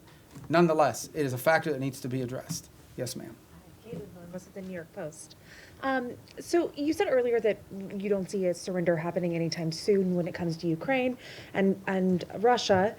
Putin says he will accept nothing less than an unconditional surrender, but if this latest intensive push for peace talks fails, is there anything that the U.S. can do to make Russia want to end its war? And then secondly, some of the most major foreign policy issues from Venezuela, Iran, Ukraine, Israel, have been assigned special envoys who do not report directly to the State Department, which obviously has a larger view of how these conflicts affect each other. How intimately has State been involved with these envoys' strategies and actions this year? And do you see State taking a larger role in these kind of day-to-day negotiations? I disagree with the premise of your question. I mean, every envoy that's been involved in all these critical issues, I personally work with very closely. I talk to them 4 or 5 times a day, or meet with them, or they're in the White House, or they're here, primarily in the White House, or they're involved in the same meetings we're involved in. I mean, that's just not factual. No one is out there doing independent action. All of it is strongly coordinated. It's one of the benefits of also being the National Security Advisor, is it allows us to also organize the interagency. Every single one of these envoys, I speak about Steve Woodcock in particular, who's a phenomenal person, very smart, very talented, who dedicates, he doesn't get paid to do this job, he does it for free. And he invests a tremendous amount of time, full time on this thing, traveling all over the world, doing all kinds of things. Okay, but Steve doesn't do anything independently. He relies on the interagency. He gets support from Treasury, sometimes from Commerce, certainly from the Department of War, and from the State Department. In fact, he's staffed in many of these visits by State Department folks, and including the ones in Miami. Especially as we get to the technical parts of these agreements. So the synergy there is very tight across the board. And so I think that is not factual. I was referring to Envoy Grinnell with Venezuela and some of those conflicts earlier this year that really kind of weren't helpful in getting towards the release of the prisoners. Yeah, look, everything that's been done in this administration has been coordinated in some form or fashion. Now, I mean, you guys don't see it all because I know everybody wants foreign policy to be 100% transparent, but sometimes it really can't be because there are sensitivities, because there are diplomatic sensitivities, because things people are willing to agree to in private that they may not be willing to do so in public. There's all kinds of things that have to happen in order to achieve outcomes. Sometimes they work, sometimes certain approaches work, sometimes they don't. But that's not new to this administration. That's been true throughout history. And but at the end of the day, I mean, I feel like we have a very good team of people that work very closely together on all of this. And the key is every single one of these conflicts, every single one of these issues are all multidisciplinary. Okay? There is no such thing as any one of these things that we're dealing with. Again, going back to the case, let's just use Ukraine as an example. In the case of Ukraine, it involved Treasury, with regards to the minerals deal. It involves commerce to some extent. It most certainly involves the Department of War in terms of not just battlefield assessments, but the sale of weaponry through Pearl, et cetera. It involves the Department of State in terms of everything from interpreters to the technical work of actually putting words to paper that would make sense in an agreement and supporting these visits. We had a very important meeting in Geneva, hosted at our embassy, supported by diplomatic personnel that were involved in doing that, and a lot of the follow-up as well that has to happen with some of these things. You know, peace deals aren't just, in the case of Gaza, strongly supported. We actually, we took our ambassador in Yemen, who can't be in Yemen, Fagan, and assigned him for 8 weeks on that portfolio so that we could have someone there to help navigate and coordinate all of the technical aspects. You can reach a peace agreement in concept, but then someone's got to sit down and write down the technical language and the specificity, and they rely on the professionals in this department and other government agencies, depending on the subject matter. So, look, I think in any new administration, there's a learning curve early on. People are still getting onboarded. You may not even have people Senate confirmed yet in these positions. Maybe you haven't even hired some unfilled spots. But I think certainly in the second half of last year, I'm very proud and very pleased at the synergy that we've established on all of these things and that continue to establish it. Another one that's doing a great job is Mossad Boulos. I mean, he's out there every day working with our Africa Bureau. They're very involved in this, on trying to deal with Sudan, on trying to deal with the Rwanda DRC. So we have a good team of people that work very well together and very collaboratively, and we're going to build on that in the new year. Yes, ma'am. Thanks. Shelby Talcott with Semaphore. Vanity Fair quoted you as wondering whether Putin just wants the entirety of Ukraine. I'm curious if that's still a question for you, and how confident are you in being able to reach a peace agreement if that is a question? And then along those lines, is there a deadline for Russia and Ukraine to come to an agreement before this administration walks away? Yeah, I'm not in any position to give you deadlines on anything. And as far as that quote, that's a quote the president has said publicly, which is, he has said 3 things. I thought it was going to be the easiest one, and it's turned out to be the hardest. I don't know if Putin wants to do a deal or if Putin wants to take the whole country. These are things he has said openly. And, you know, I think that's, I don't even remember when I talked to the guy from that magazine, but, you know, for much of the early part of this year, one of the things we were trying to deduce is exactly what is it that Russia wants to achieve. We know what they wanted to achieve initially when the war began. They haven't achieved those objectives. There's a new set of objectives now. I mean, part of reaching an agreement is trying to understand, I've already said this, what both sides want or need and what they're willing to give.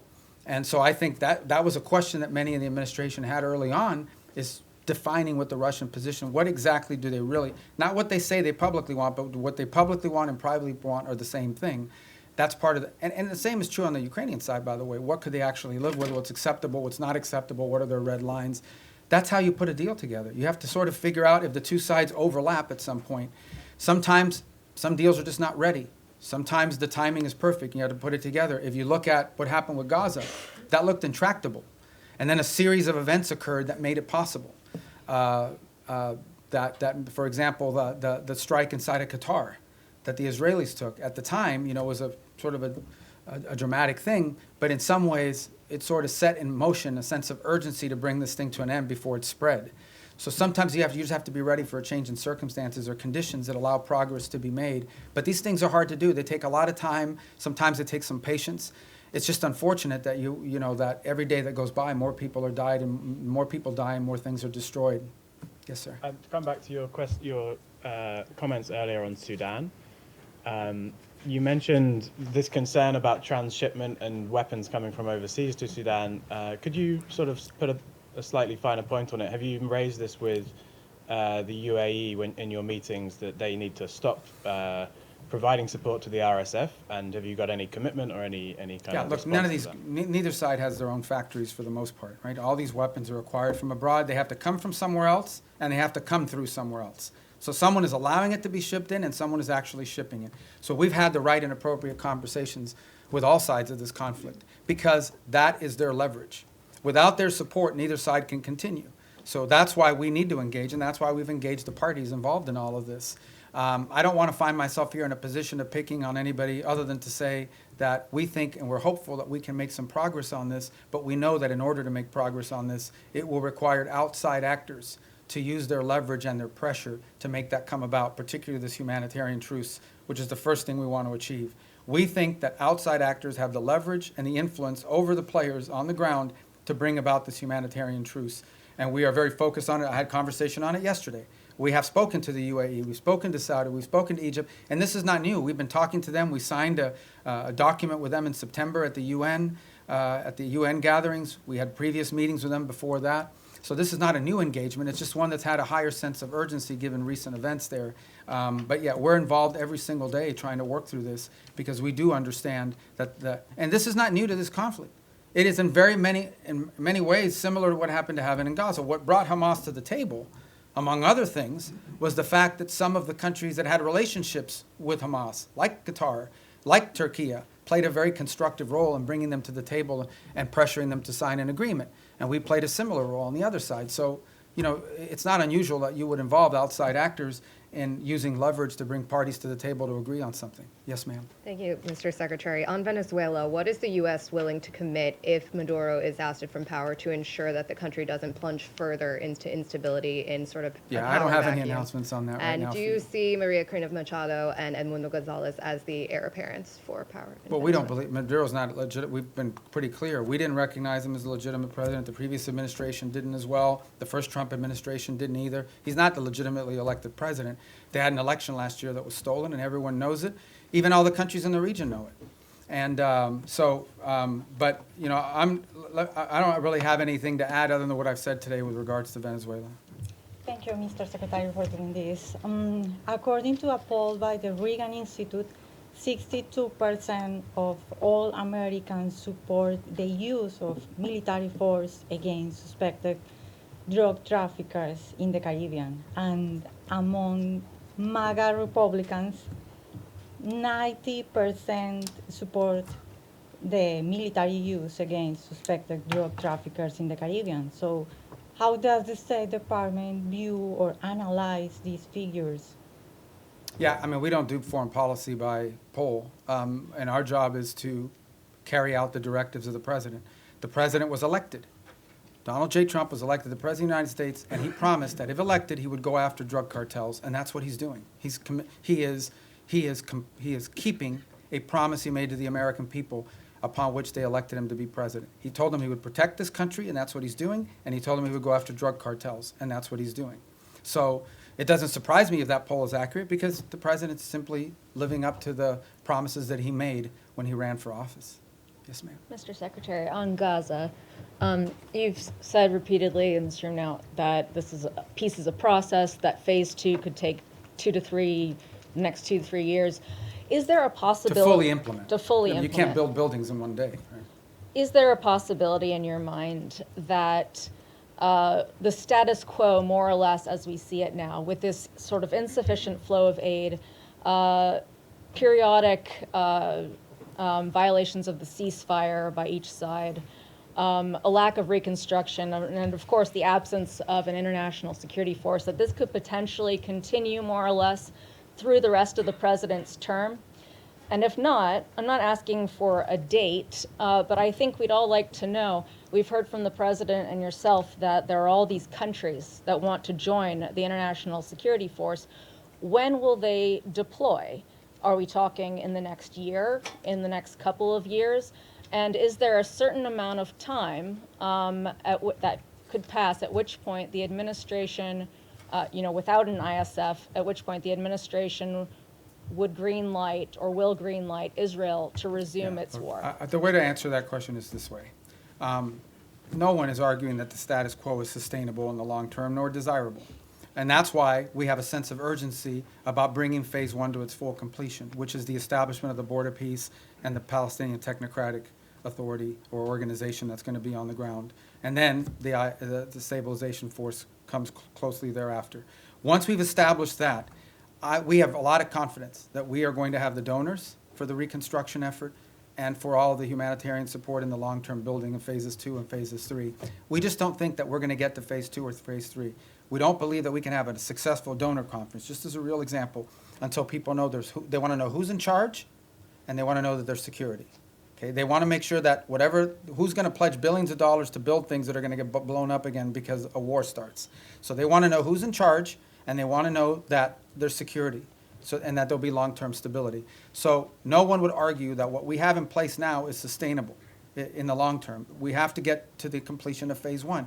I am confident we will, within the time frame necessary to make it successful. It's just not today, but hopefully very, very soon. We've made real progress. We made progress as late as yesterday in additional names for this Palestinian organization that's going to be the technocratic organization. So I think we're very close. I think we're going to get there. I'm optimistic that we're going to be able to get through phase one. And then what I meant about taking years for phase two or phase three is not years to start it. I'm just being, to rebuild a place, to put buildings and rebuild an economy, that takes time. You'll have the donors, but you still have to have the equipment. You got to build. You have to do all that sort of thing. This is a long-term project. Phase one is not a long-term project. It has to happen. I'm confident it'll happen within a time frame that makes it successful. We're very committed to it, and so is everybody else. Everybody else in the region understands that there is no plan B. If this doesn't work, plan B or what's going to happen is a new war, and no one wants that. No one wants that. So, Mr. Secretary, are you going to be able to tell us in the next year who is going to secure Gaza and it'll have to happen who is much. going You're to talking about the disarm? stabilization force? Yes. Yeah. That'll have to happen much more than a year from now. That is the completion of phase one. When we get through the establishment of the stabilization force, Board of Peace, Palestinian group, stabilization force. All those things happen, boom, boom, boom, 1, 2, 3. They have to happen very quickly, not a year from now. This is something we're aiming at very soon. It has to. It's what we're focused on right now, like a laser. All right, yes, sir. Secretary, thanks for all the time, and it's not going to be 4 hours, I promise. It's an hour and a half. You see the press corps is hungry for engagement here. I hope the State Department will return to regular press briefings soon. You got a great spokesperson's unit over there that's more than capable of handling it. A couple quick questions. The President directed you through executive order to explore sanctions of sectors and chapters of the Muslim Brotherhood. Qatar is ground zero for the Muslim Brotherhood. This administration obviously has a very close relationship with the Qataris. How do you confront the Muslim Brotherhood without confronting the Qataris? That's my first question. Second question is on UNRWA. There's a report that the State Department is in deep discussions about possibly sanctioning UNRWA. What's your mindset on that, and do you feel there is any role for UNRWA absent humanitarian aid delivery in the future? I think we can deliver humanitarian aid without UNRWA. I think UNRWA is a corrupted organization that's unsalvageable, period. And I think our policies reflect that. On the first point that you talked about, I think we'll have some announcements, and not today, early next week, on Muslim Brotherhood. Designating groups there's a series of internal steps, despite what people may or may not perceive. There are things we have to meet, criteria we have to meet, information we have to have, boxes we have to check, legal reviews that have to happen, and that takes time. So, but I think there'll be announcements very soon on that, probably as early, if not today, early this next week. Do you expect pushback from the Qataris? Well, I'm not going to comment on which segments of the Muslim Brotherhood. As you know, there are different chapters, for lack of a better term, and individuals spread throughout the world. But the President's issued his executive order, and we're working through the execution of it. And we'll get to what we need to get to. A lot of this obviously depends, from a legal review standpoint. You have to have certain information that you can cite in order to justify the designation. So we're working through that. We'll have some announcements next week, and they won't be the last announcements that we have. Yes, sir. Yeah, Mr. Secretary, thank you for doing this today. This conversation between my colleagues and yourself paints a seemingly chaotic and hostile world at times. So very simply and generally put, what do you believe is the biggest threat facing the United States today? I don't know we live in a world where we have a single threat that we can identify. I think there are multiple things that you look, both short-term and long-term. As I pointed to in the hemisphere, in our own hemisphere, closest to home geographically, it's the growing, the rise of and the power of transnational criminal terrorist group who are destabilizing nation states throughout the region and pose a direct threat to the United States through overthrowing governments, destabilizing these governments, leading to mass migration, and certainly the trafficking of drugs, and also providing fertile ground for potential, outside of hemisphere actors to act within our hemisphere in the long term. That's a major threat. I think we face some challenges. And then we know the United States industrial base, the United States supply chains become dangerously dependent on other countries for many of the things that are elemental and critical to not just sustaining what we have, but building the economy of the 21st century. And so building up our industrial base and diversifying our supply chains are a critical threat that the United States needs to confront. I think related to that, not directly related to the Department of State, but somewhat related to the United States, is building up our defense industrial base as well. One of the challenges that we face, and so does much of the world, in the West, is the ability to build weaponry at a scale and scope necessary, not just to deal with the threats of today, but to innovate and develop those tomorrow. It simply just takes too long to build up defense articles, get them to market in a timely fashion. And not only do we complain about that, but we have allies who want to buy things from us that we just haven't been able to produce fast enough. And so the president's made that a priority to confront. I think beyond that, I think you would argue that in the big picture, long term, we have to understand that the United States has interests in every part of the world that are related to these two threats.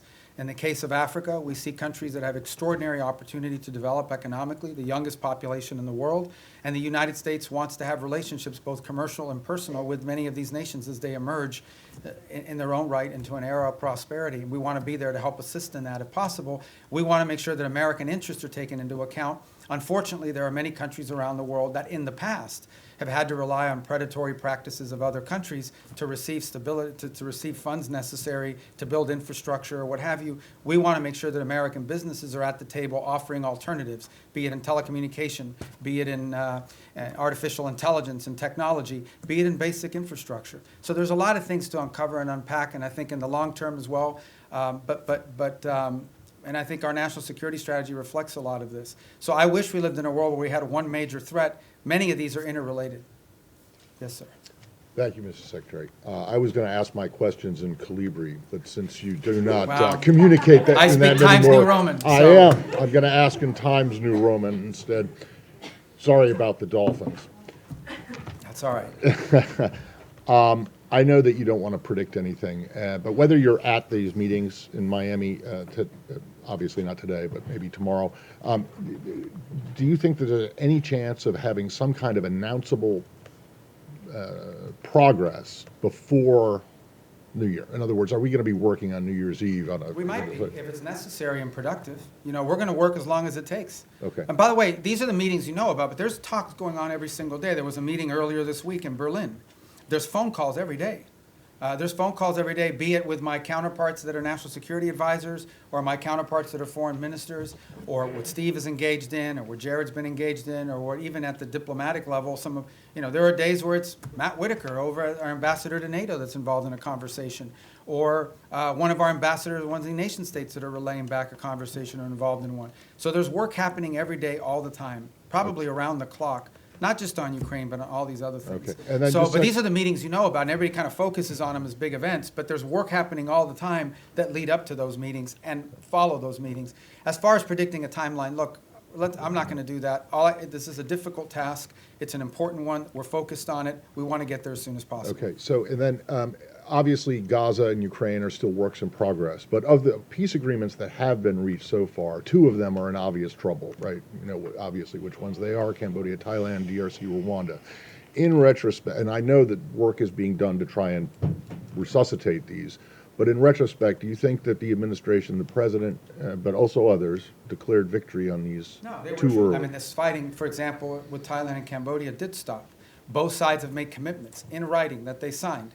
Those commitments today are not being kept as a result of both sides claim grievances against one another. And so the work now is to bring them back to the table. The ASEAN ministers will be meeting on Monday. I had a call yesterday with my Thai counterpart and intend to do the same. And we've been involved, the president, in conversations this weekend. And our hope is between now and Monday to work to bring everybody back to compliance with the agreements that were made. In the case of the DRC and Rwanda, we have signed commitments from both sides. Those commitments are not being met. But at least we have the signed commitments. We now can hold people to something and we can push them. And in that case, by the way, for example, in the case of Rwanda DRC, as a good example, not only have we been engaged, but we have asked our friends on the Hill, both Republicans and Democrats, to also engage in conversations of their own with these leaders so they understand this is a bipartisan, multi-branch of government interest in this topic. But the good news about both of those is we have signed agreements. At least we have something we can push them towards compliance on. But as I said, in many of these cases with peace, you sign a peace deal, there's compliance, something happens, they fall out of compliance, you got to bring them back, you got to try to push. But at least instead of negotiating something new, you're simply trying to now push people back to compliance with what they already agreed on. So I think these were achievements. In the case of Cambodia and Thailand, it actually did stop fighting.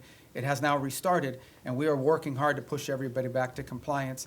And we are cautiously optimistic that we can get there by Monday or Tuesday of next week. We're hopeful. But there's more work to be done to that point. All right. Thank you. Mr. Secretary, you've said, including here today, that Maduro doesn't honor deals. How can the U.S. achieve the goal that you're describing of stopping the drug traffickers and the terrorists without Maduro leaving, number one. And number two, a topic that hasn't been asked about yet. State Department officials have recently met with visiting AFD officials from Germany, and we're hearing from AFD members as well as analysts who see the national security strategy as an effort by the administration to endorse the AFD. Can you share anything about the views of your views or the views of the administration on the AFD in Yeah, Germany? I mean, on the case of Venezuela, I mean, I've answered it repeatedly now. I can only tell you our national interest is ending the flow of drugs towards the United States and these terrorist activities that are occurring that include cooperation with these gangs. Beyond that, I'm not going to speculate on what leads us to that outcome, other than to say that we're very committed to reaching that outcome. We meet with a broad array of political actors in multiple countries all over the world. They come, they visit the United States. We want to know who they are. We want to meet with them. We want to hear them out. As I told you, we have a president who generally does not view meeting anyone as a concession. So there are broad political actors. We've met with broad political actors from different parts of the Western Hemisphere as well, and broad political actors from different parts of the world. So I think it's important, and part of our job is to understand the full political spectrum of countries around the world, including countries we have alliances with. I would say that many of our allied countries, they meet with Democrats and Republicans, and sometimes libertarians or whoever. I mean, who are political figures that travel overseas, they also have meetings with them. So part of the job of the State Department is to inform the administration about sort of the internal political dynamics of the countries that we have alliances and partnerships with. Because in the end, we don't know what the outcomes of elections are, but understanding that the internal political climate of individual countries is a key part of determining how we approach and pursue public policy in partnership with them. And that's why, you know, we've had recent elections here in the Western Hemisphere, and we've met with multiple people that are running. Meeting with them does not mean we're endorsing them for president of Bolivia or president of Chile, but we do want to know who these people are and what they're about and what they're thinking, because it informs our work. And by the way, so, you know, we do that from the embassy as well. I mean, we get a lot of the cables I have is a meeting they met with someone who's going to run for president in 2 years. That doesn't mean we're endorsing the person, but we should probably know a little bit about them in case they win.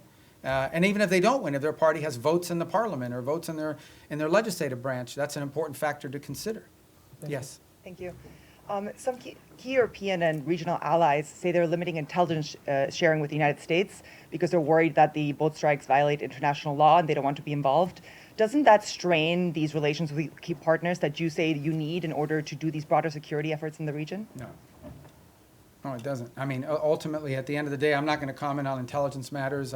Look, every day I read stuff that's just not true. Every day. I'm not telling you guys are being, but you guys are being lied to sometimes. Like, sources will come to you and tell you things. Just because they have a government email doesn't mean that they know what they're saying. Maybe they just want to sound important. Maybe they have other incentives. I'm not opining about your question in particular. I'm just writ large, but I'm not going to talk about intelligence matters.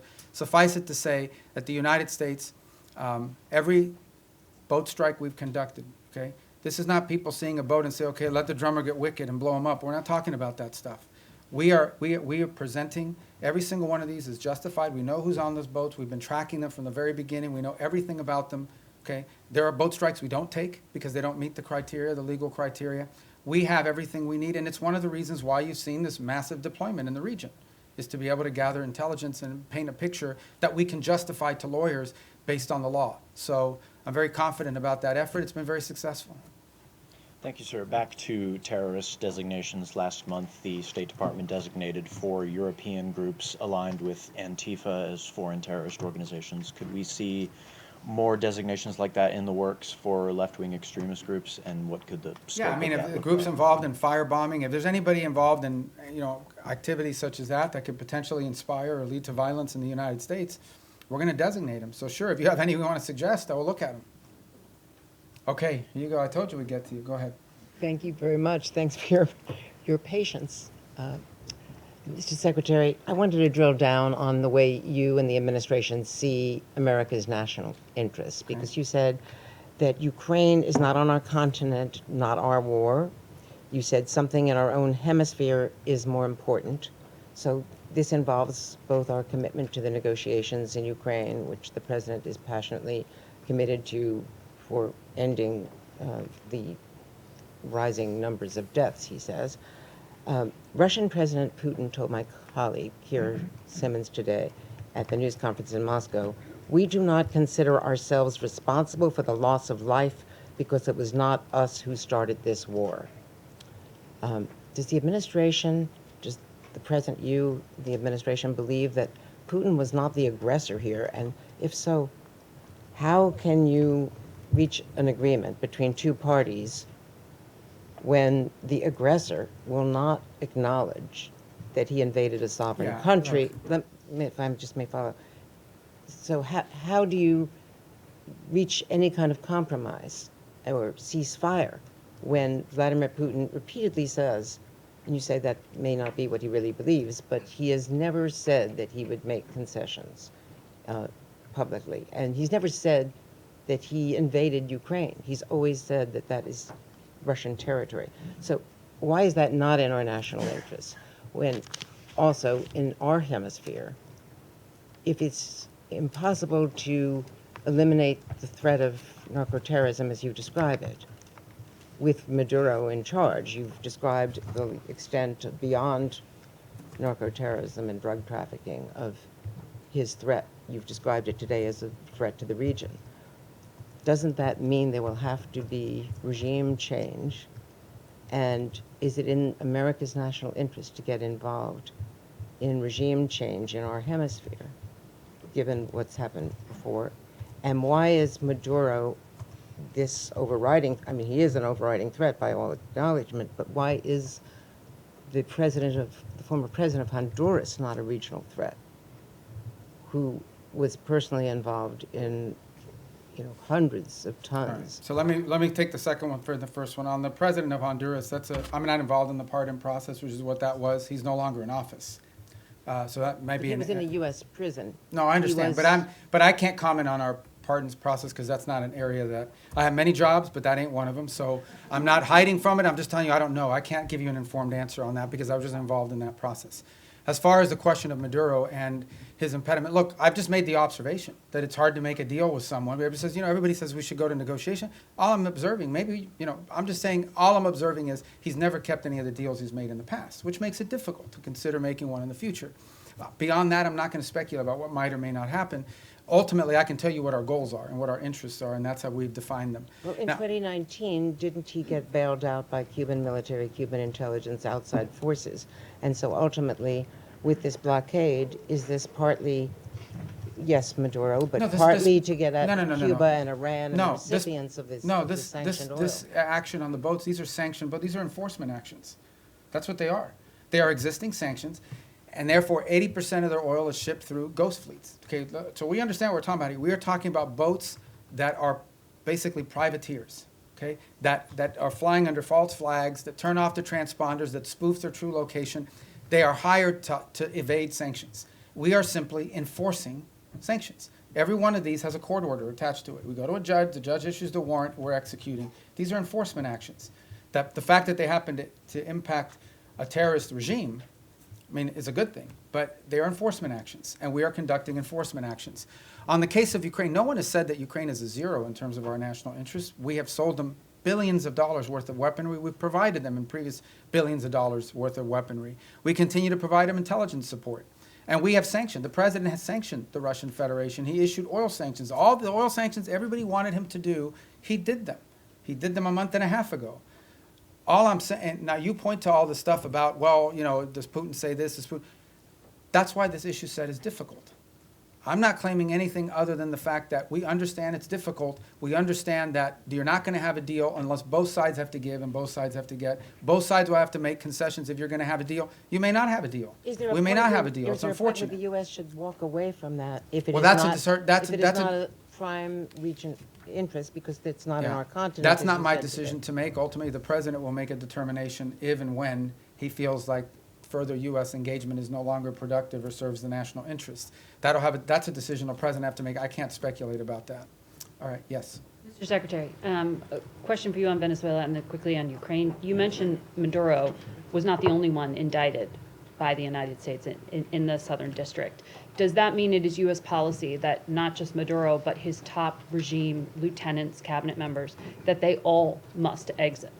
Yeah, no, I point to the indictment simply as when people say, well, how do we are alleging that he is, and I guess, you know, you can describe it any way you want. I just want to make clear, like, this is not something we came up with. Right. We're basing it on a federal indictment and a superseding indictment. Cabello's in there. Yeah, a bunch of people are. And so, but what it proves is, and the reason why I raise the indictments is because the indictments are the point of the $50 million reward. And I believe the $25 or $10 million reward for Cabello and for others. My point is that this allegation, this claim that the Maduro regime is a narco-terrorist organization is not on the basis of political talk or speculation. It is on the basis of evidence provided to a grand jury in the Southern District of New York that returned an indictment. And that's why I point to those indictments. Can I ask you on Ukraine quickly, because Russia has deployed its latest nuclear-capable missile system to Belarus, according to that country's leadership. We've heard from a number of European leaders, the Chancellor of Germany himself, that they think this era of Pax Americana is gone, that they are needing to prepare to be on a war footing because of the threat from Putin. Do you believe, does this administration believe today, that Vladimir Putin will end his march on the eastern flank of Ukraine? And do you stand by our European allies against any kind of attack? Look, we have heard the same concerns from our allies in NATO. It's why we are in NATO. It's why we meet with them. It's why we talk to them all the time. I've spoken to Mark Rutte this year probably 40 times, and he's spoken to multiple people in our administration as well, multiple times. He's been here multiple times. He speaks to the president directly. It's why the United States basically is over 50% of NATO, both in troop commitments and in financial commitments as well. It's why we remain in NATO. It's why the president had a very positive visit in NATO. In the end, that's why we're in this alliance. And that's why Article 5 in the NATO alliance is important, and the president has reiterated that. We think it's a very strong deterrent against any of these fears or concerns that any of our allies in the region may have. And the president's been clear that we are committed to NATO, we're committed to the alliance, and our commitment isn't just rhetorical. Our commitment is in action, in the troops that have been deployed, in the monies that have been spent, in the capabilities that are located, in the cooperation and that work that we do every single day with our NATO allies. The only thing we're asking for, which is not unfair, is for our partners in the alliance to improve their own capabilities. Because the more capable our allies in NATO are, the more capable NATO is. But are We're you going to saying keep these doing our allies part. are- We just want them to do more. And they've committed to do more. But these allies are saying that they are concerned now. Sure. And that's why we have NATO. So nothing has changed? Pax Americana, what the Chancellor of Oh, I don't Germany know. said I don't know would why he's saying that. You'll have to ask him why he's saying that. The truth of the matter is that NATO is the key defense alliance and agreement that has provided stability on the European continent. We believe it is stronger today than it's ever been because our allies have committed to increase their own defense spending. The more capable our allies are, we've already made our commitment. We've been spending billions and billions and billions. It's the single biggest part of the largest government budget in the world is defense spending in the United States. So we've already done our part, and our part isn't just rhetorical, it's real. We have troops stationed there, we have capabilities there, we have weapons we've provided our partners in the region as well. We believe that if you want a strong NATO, you want your allies in NATO to be stronger. The more capable our allies in NATO are, the stronger NATO is collectively. And that's why we're very pleased to see them make that commitment of 5%, with the exception of Spain. And that's why the president left our NATO gathering earlier this year so enthusiastic about the future of NATO and about our role in it. And in fact, that's why the president's been working with NATO countries on the Pearl program, which is what's providing weaponry to the Ukrainians today. Go ahead. Secretario, gracias por su tiempo y por atendernos. Sé que esta es como la 10ª pregunta de Venezuela, pero quiero quedar claro con varias cosas. Primero, usted puede hacer una referencia al comentario que hizo el presidente Trump apolítico cuando dijo los días de Maduro están contados. Eso se refiere a días, semanas, meses. Esperamos un 2026 sin Nicolás Maduro. Y me gustaría también que se refiriera a la orden de escoltar esos buques petroleros que acaba de dar Maduro a su armada, esos buques sancionados que ustedes están incautando. Algunos de ellos ya fueron escoltados, no estaban en la lista de sancionados, pero ¿qué pasaría si eso fuera con un buque sancionado? Y por último, Maduro le ha pedido al ejército colombiano que se una como un solo ejército en medio de su desespero por responder a este cerco. Son 3 preguntas. En el tercero, nosotros no vemos eso como algo serio en términos de involucrar las Fuerzas Armadas de Colombia. En términos de los buques, como bien han dicho, creo que salieron 4 buques ayer, que ninguno de los 4 eran sancionados. Y no existe nada que vaya a impedir nuestra habilidad de poder enforzar las leyes de Estados Unidos en términos de los buques que son sancionados. Y en la primera pregunta yo no voy a especular sobre, tendrá que preguntarle a la Casa Blanca el comentario del presidente simplemente para decirle que sin duda pensamos que el régimen de Maduro es ilegítimo y que su cooperación con estos grupos terroristas en nuestra región, incluso sus propias actividades terroristas, son una amenaza a la seguridad nacional de Estados Unidos. The 3 points that he asked about, one had to do with the Maduro calling on the Colombian armed forces to join ranks with him, and we're not really focused on that rhetoric. We're also not concerned about, there were 4 boats yesterday that were escorted by so-called naval vessels. Those were not sanctioned boats to begin with, but there's nothing that's going to impede our ability to enforce U.S. law when it comes to sanctions. We're not concerned about that. Sanctioned boats, we have the capabilities necessary to enforce our laws. We'll have a judicial order, we'll execute on those orders, and there's nothing that will impede us from being able to do that.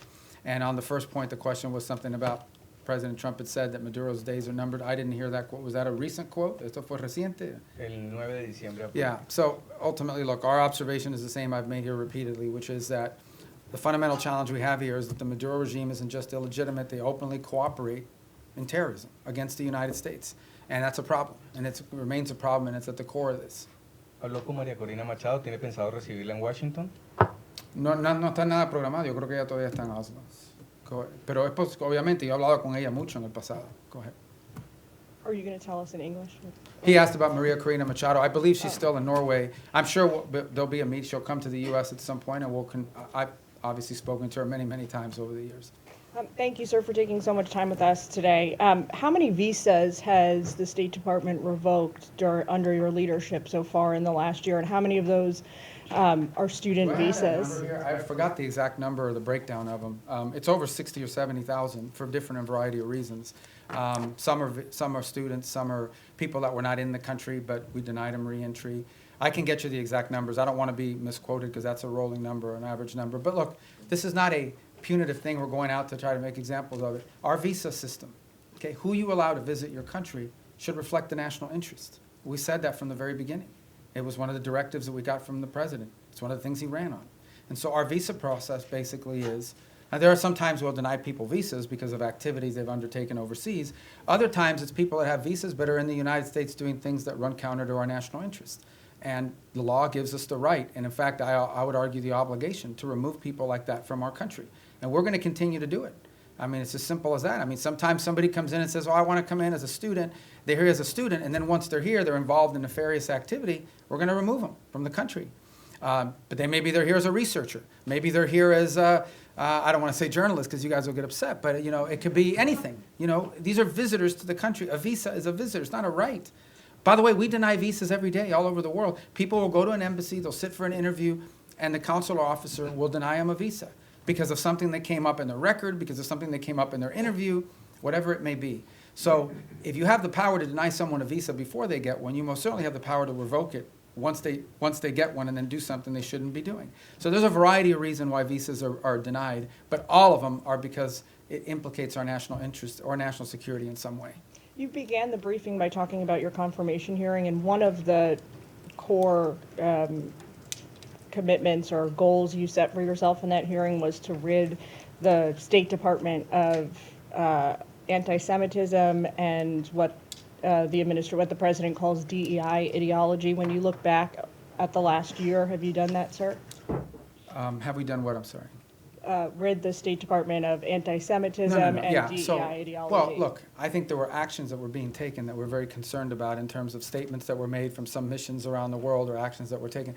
Ultimately, what the president asked for is a government based on merit, where people were being promoted up because of merit, irrespective of their background, their ethnicity, the color of their skin, the first language they spoke, where they were born. We want to promote people on the basis of merit. We have redone the whole process by which we do promotions in the career foreign service. We've redone it in a way that prioritizes the right things. There were people not being promoted in the State Department because even though they were exemplar foreign officers, their DEI score under the previous administration was too low.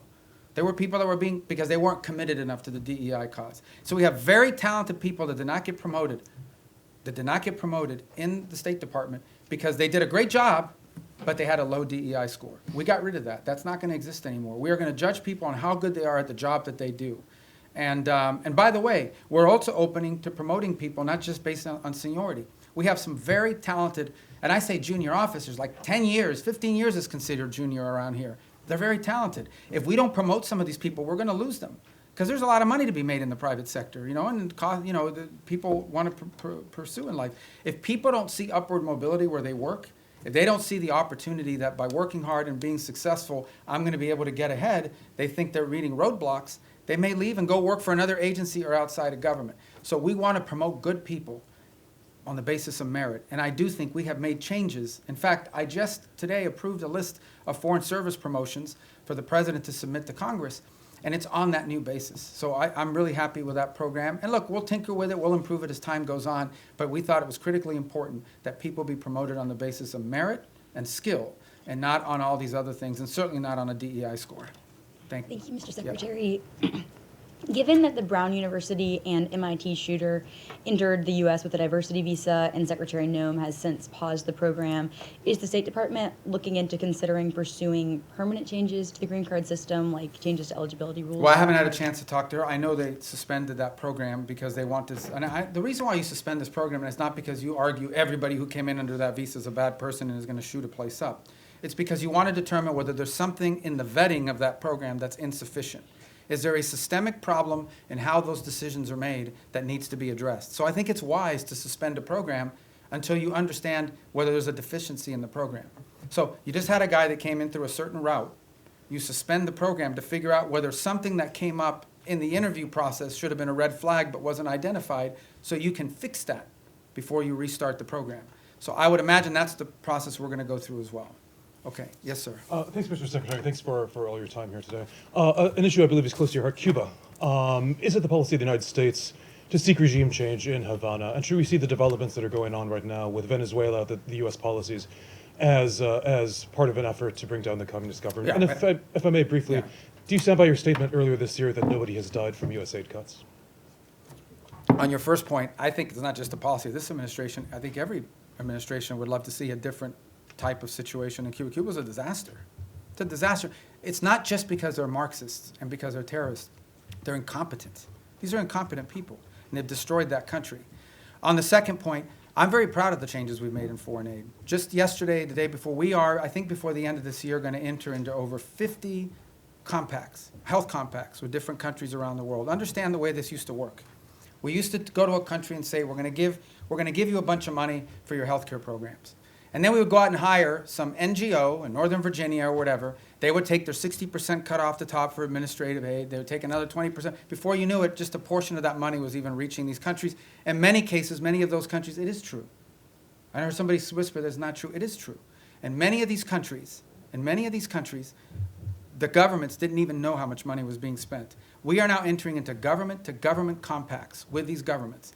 And the compacts are the following. Not only are they provided assistance, but they are being provided a plan to build up their own self-sustainment and their own abilities internally. So that in the long term, these countries need less aid because they can now do it for themselves. Some countries may take 5 years, some countries may take longer, but we're very proud of that, and the countries are very excited about that. I'm also very excited about humanitarian aid. It's interesting, you guys didn't pay a lot of attention to this, but this happened. In Jamaica, got hit by this hurricane. And everybody, I saw some articles, this is going to be a disaster, the U.S. humanitarian response is not going to be good. It was excellent. Perhaps one of the best humanitarian responses in recent memory in terms of what we were able to bring very quickly to bear in assistance to them, led by our embassy, but also led by the region. And by the way, it was also very helpful that we had a lot of military assets in the region that were able to assist in that as well. We recently had an event in Sri Lanka. Again, we were able to very quickly provide assistance, the assistance they needed. So it's still a work in progress. We're still building this out. But I think in the big picture and in the long term, when people look back at this, they're going to say that we redid foreign aid in a way that actually delivered aid more effectively and in a way that furthered our national interests, both. And a lot of it driven from the embassy level. The amount of control and power and influence that our ambassadors and our embassies will now have to help shape how foreign aid looks like in those individual countries is much greater today than it was when you had USAID sitting alongside them almost as an independent branch that oftentimes took actions completely divorced, completely separated from our broader foreign policy. Yes, sir.